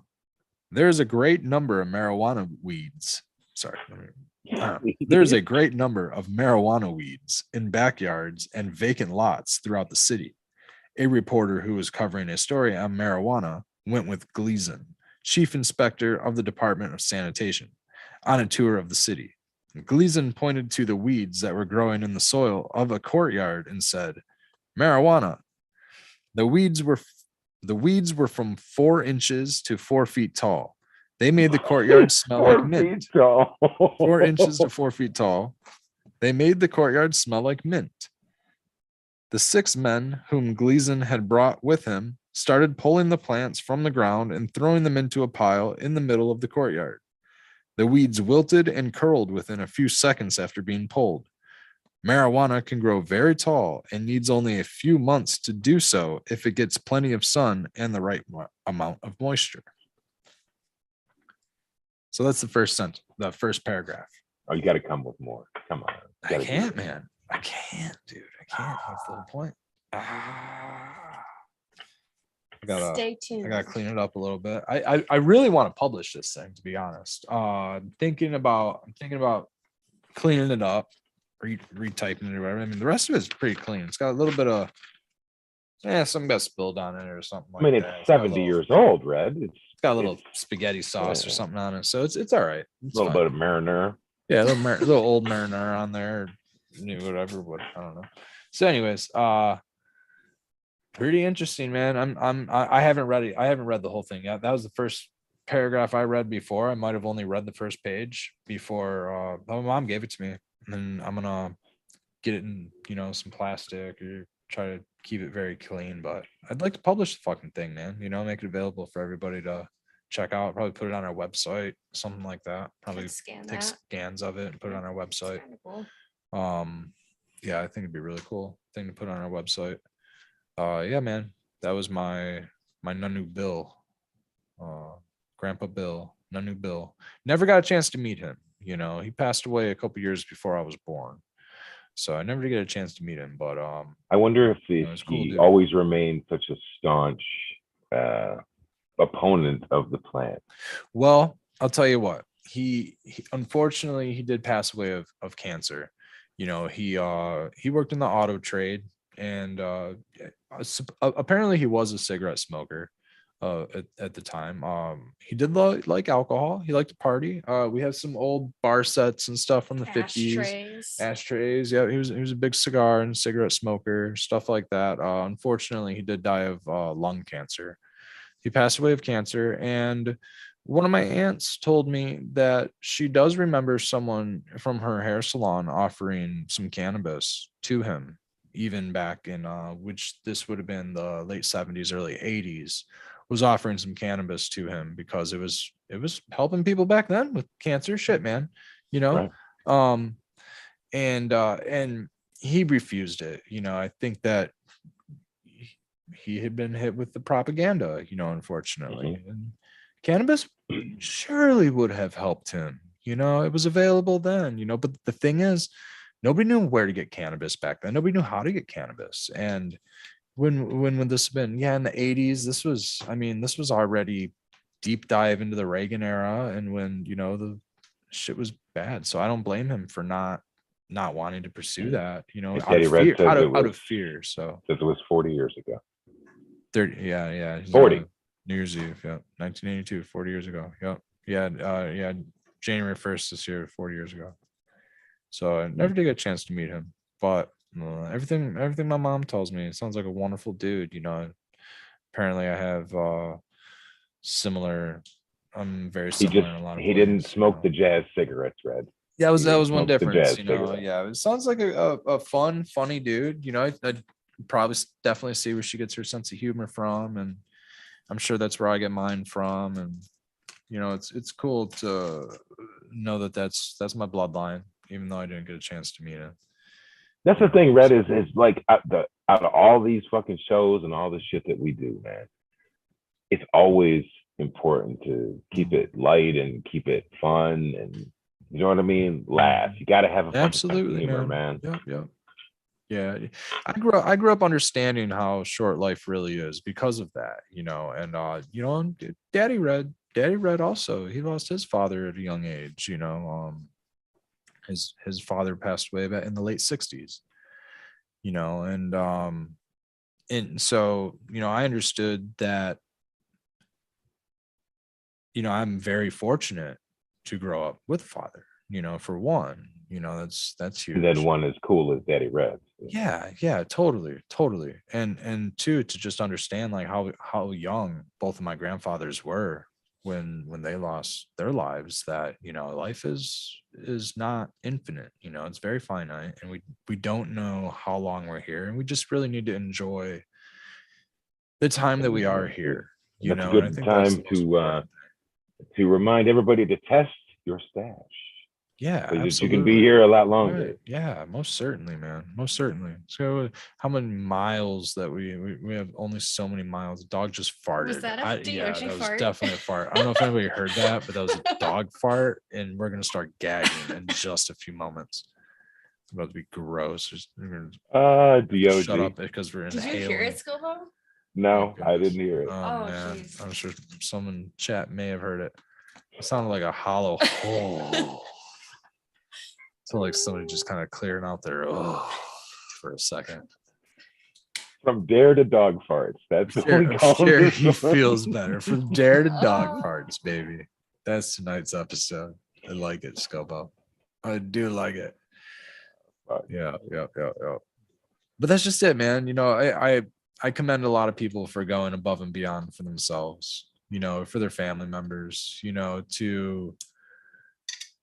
we have red states still, man, where cannabis isn't legal and mandatory minimums exist, and people are rebelling for themselves, doing the old civil disobedience, if you will, or unjust laws that exist against people being able to, medicate however they want to, and especially with cannabis, because we've all seen cannabis heal. We all know that cannabis can heal, and we're starting to understand the science behind it. We're starting to more the endocannabinoid system is starting to be understood.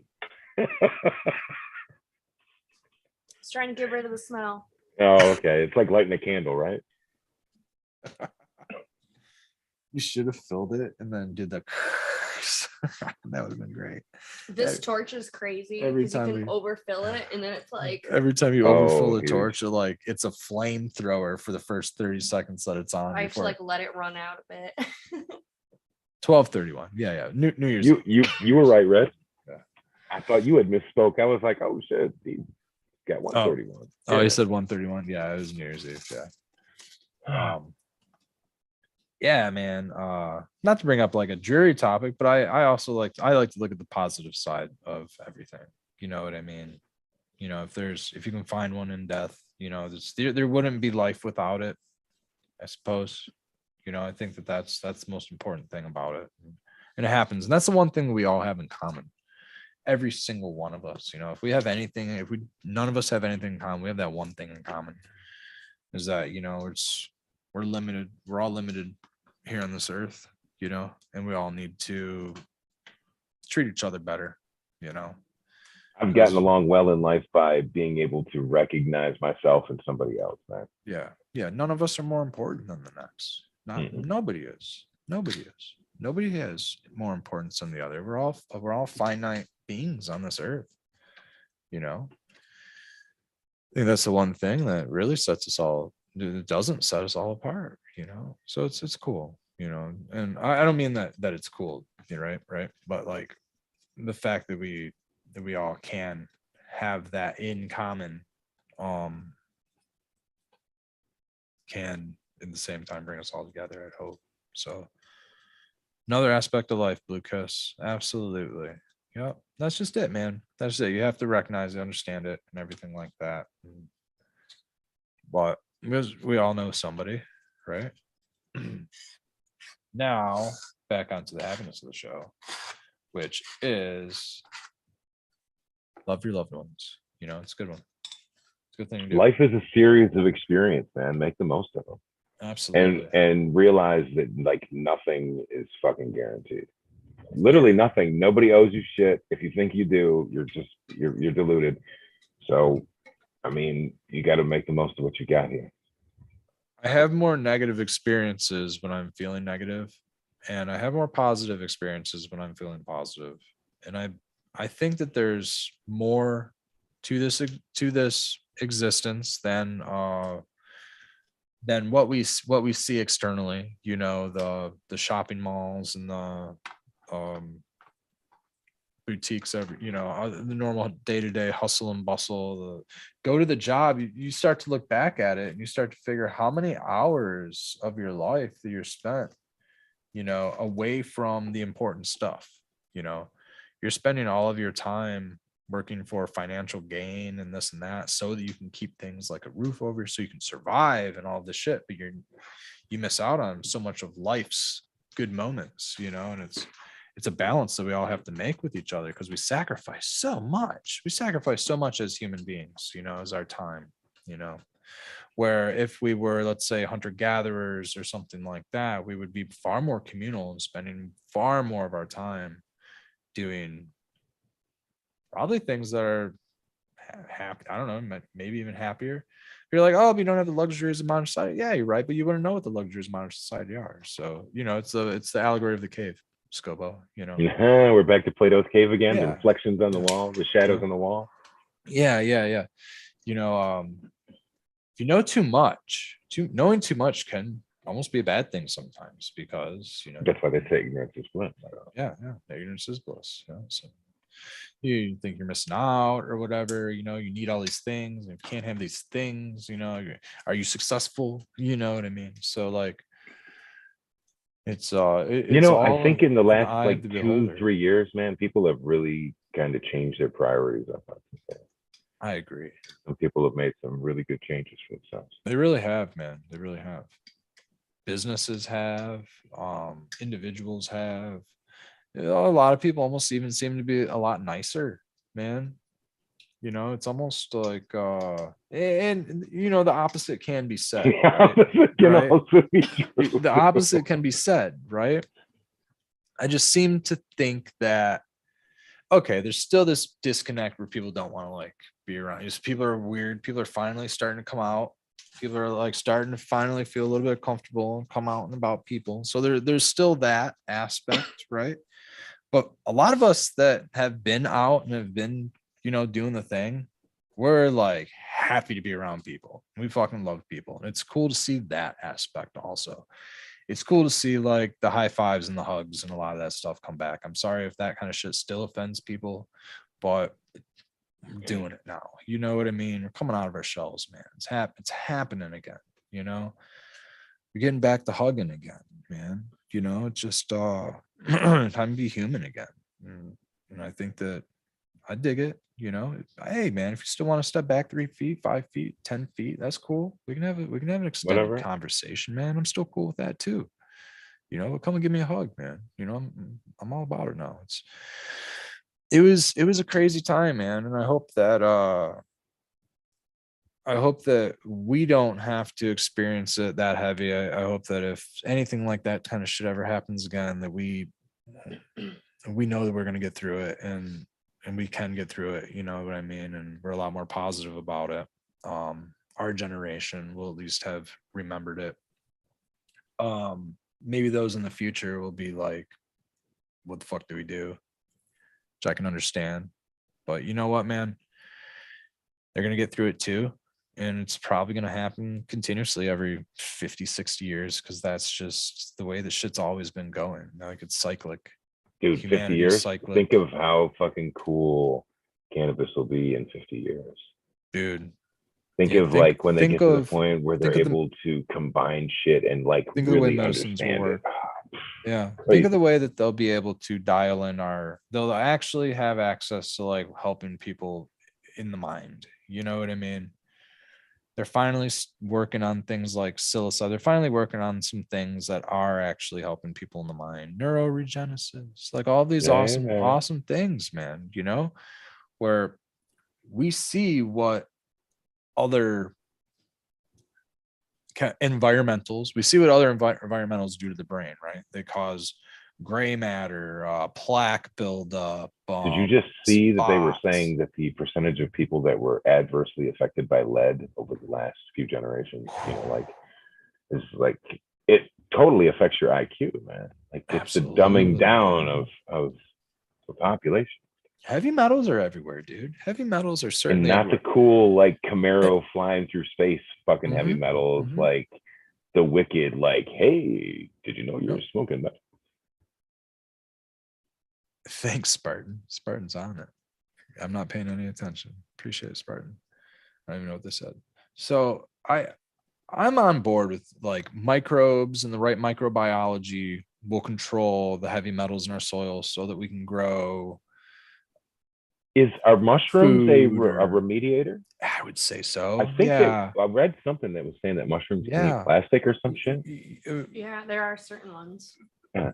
One of the other cool things that Paul Stamets has talked about is how he's been hired by some of these some areas of governments to work to try to clean up oil spills, inoculating them with fungi, and using, I think oyster mushrooms specifically was the one that he talked about, that it would digest plastics, oil, petroleum based stuff.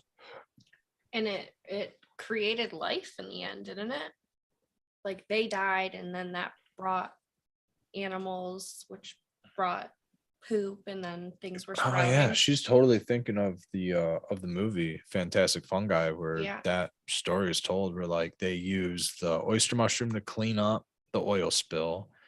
The oil spill gets cleaned up, the mushrooms decay, and then animals come in to eat them, bugs come in to eat them, animals come in to eat the bugs, and the cycle of life begins. And next thing you know, there's grass and shit growing again, and whether or not there's still, if you tested the soil, it would test hot or not for that chemical, that it's being worked on, and over time it's going to like be digested by enzymes, and the microbial life is going to fix it. You have to, and those nutrients will become available to whatever is in the soil through the exchange and interplay.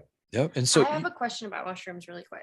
Does the media that they grow on affect their taste? It's possible. I don't know. I know that some are only going to grow on wood, some are only going to grow on other kinds of substrates. Yep. Some But prefer but what about nitrogen. the grains versus the I'm not sure. other I've never liked the taste of mushrooms to worry about it. Since I just sort of choked. I'm curious. Yeah, I don't know. Maybe somebody in chat knows.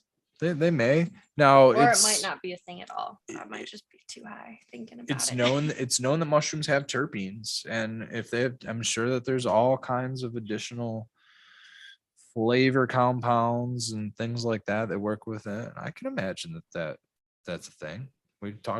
Definitely have to talk to some like some if these oyster mushrooms grow on petroleum, I wouldn't eat those that grew on petroleum because I would be afraid that it would have. It's remediated, right? Yeah, I would be afraid that it would be digested in a way that it's like. I'd be afraid that it was what's the word, systemic, and is inside of the mushroom in some sort of way. Dude, when you say so systemic, that's kind like of that, what I was getting at. Like, is the media then in the mushroom as well? You are what you eat, so it's possible. I mean, and that's kind of everything, and because it's taking in the whatever it is. You're looking for those gas turbs, right? Is what you're looking for? Is those gas turbs? What's the gas, man? Super gas, super fuel. It's gonna convert that oil to petroleum for you. Fuck yeah, it's like dude. Diesel, man. Diesel. Yeah, dude. If we could do that, man, we can create our own gasoline. Now we're talking, man. Now we don't have to pay $4 for gas. Oh, dude, I'm sorry. We got it on the low end over here. I'm not even gonna talk about gas prices. Some of you guys have it really bad, really fucking bad, and that's a political topic that I don't want to get into, anyways. So. We'll continue on to other shit. Moving right along. Dude, you can't talk about anything without fucking COVID or politics being brought up. I'll tell you what, man. Yeah, welcome to the new world order, people. This is just what we have to accept. Which I can accept that. We just don't have to do it on the show. So no, not always keep it like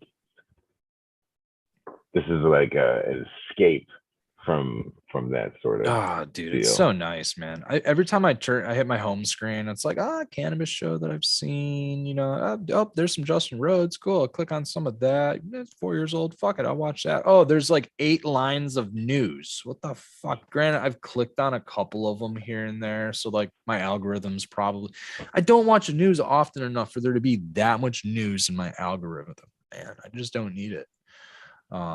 It's tiring for sure. It is. I try to stay away from the I maybe like once a week I'll jump in and I'll play catch up on a couple of things, but honestly it is good to know what's going on in the world. But I'm gonna listen for the sirens and shit, man. I'm just gonna poor Blue Kiss.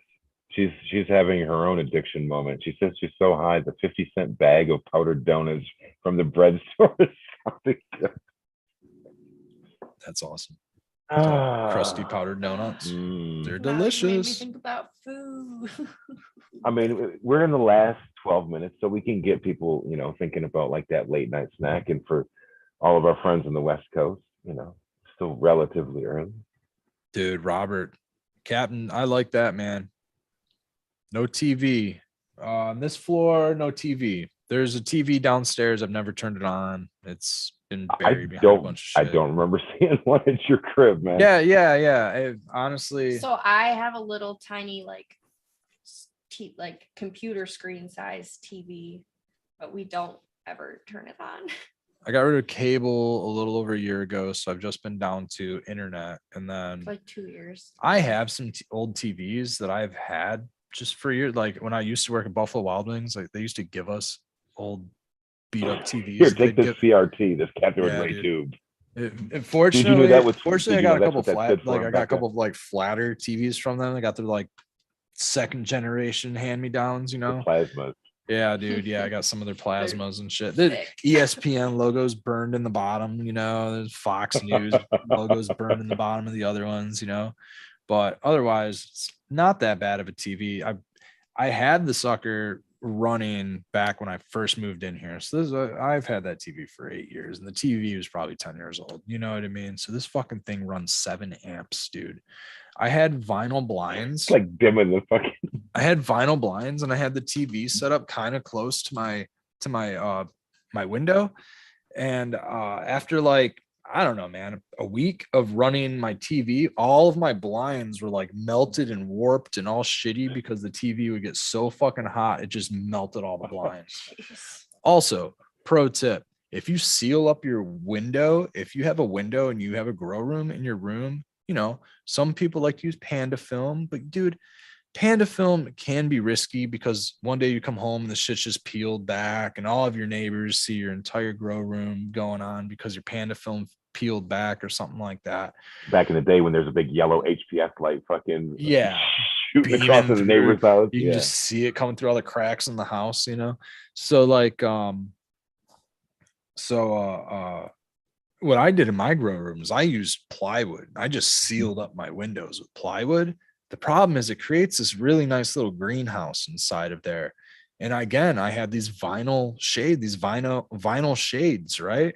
I go to work, I sealed these suckers up, you know, and I don't know, it was maybe the springtime. I had a nice sunny day. I go to work, I come home from work, fucking, I don't know, 6-8 hours later, you can see, and I painted the back of it white, right? That way, like, you wouldn't see the wood or anything like that. So I painted it white, looked like a regular window frame with the blinds there, except the blinds were all mangled and shitty looking because they had just melted and warped into shit. And all you could see was this white plywood that I had like stuck to the window, you know, and who knows how long it was mangled or how long it was mangling itself and if my neighbors saw it or anything like that. So that was day one of my first grow room that I built here at the house, but that was like 10 years ago, never had any issues.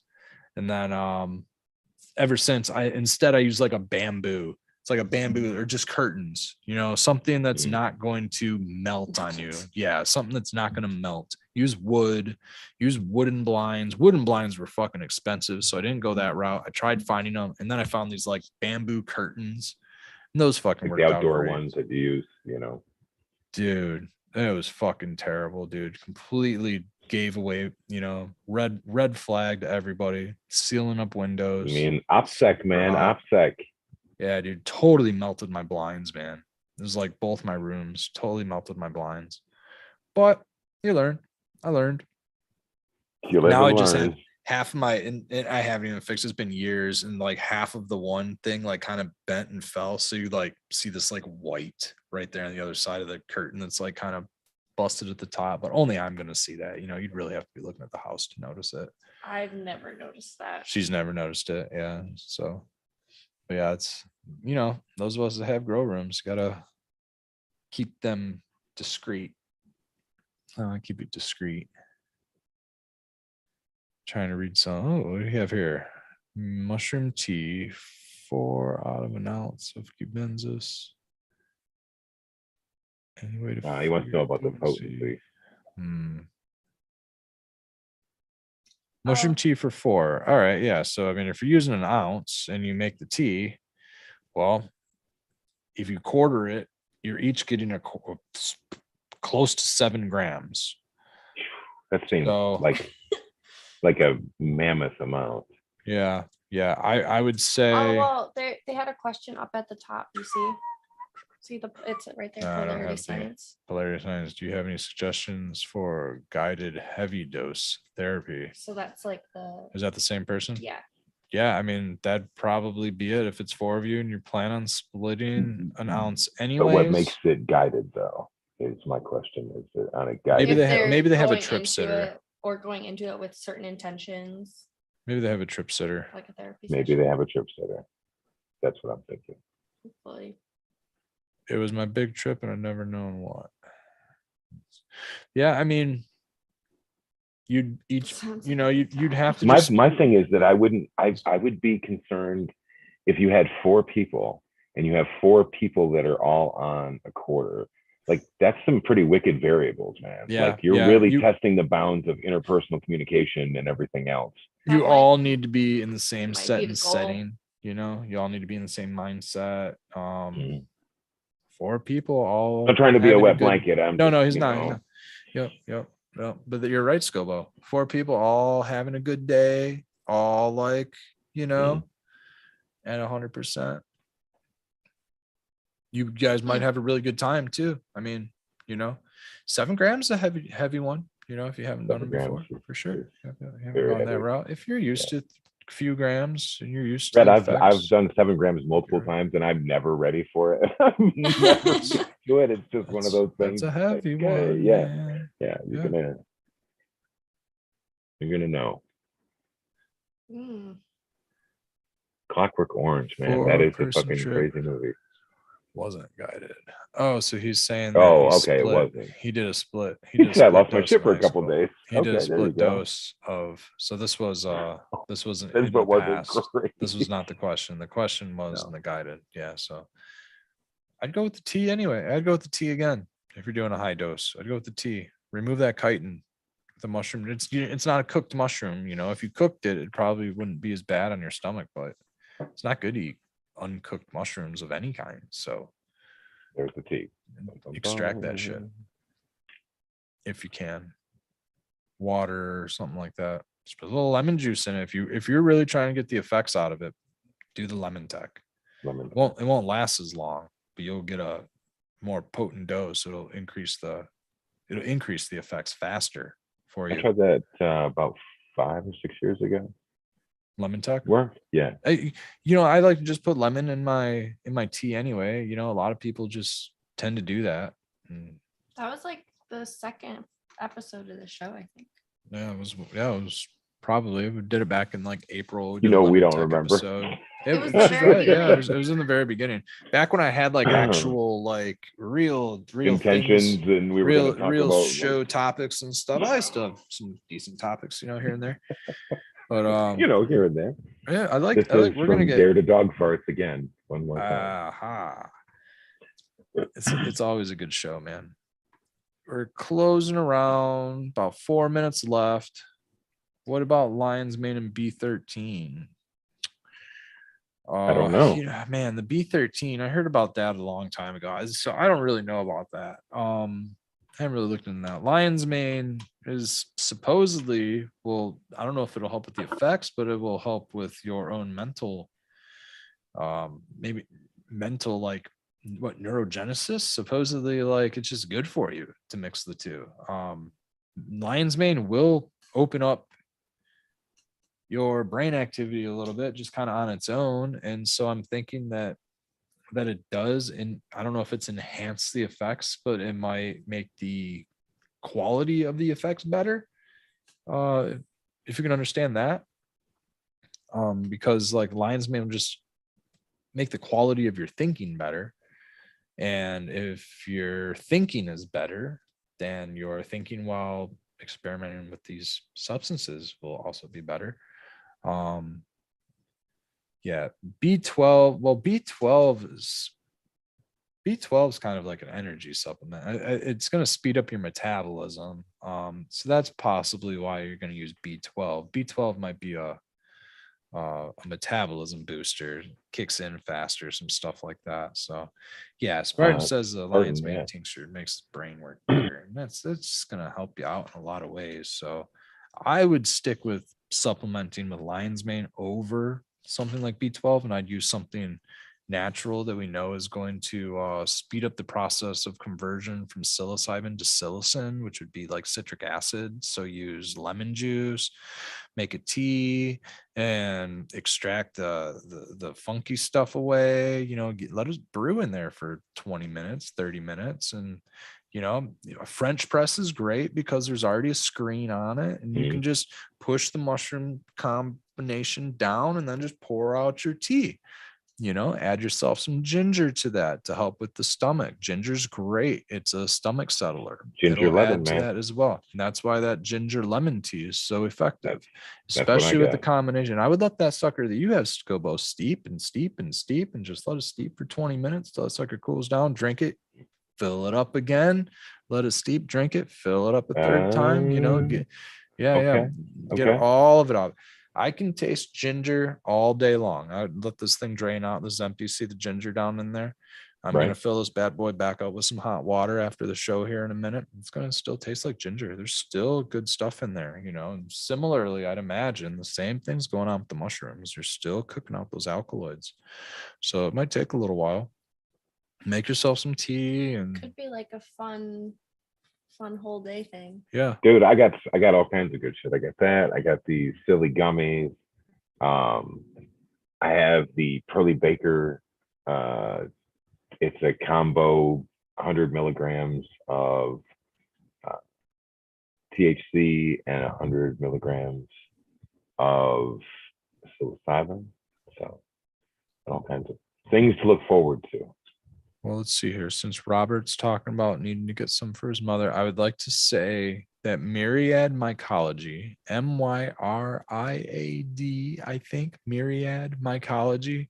They're on the Pacific West Coast, Pacific Northwest Coast, Oregon and Washington, man. I can't remember, but they've been an awesome wholesaler for my small batch needs, just for my personal needs as far as like medicinals go. We have still like probably a half a pound of agarikon powder that's great. It's like probably a year and a half old. Got lion's mane.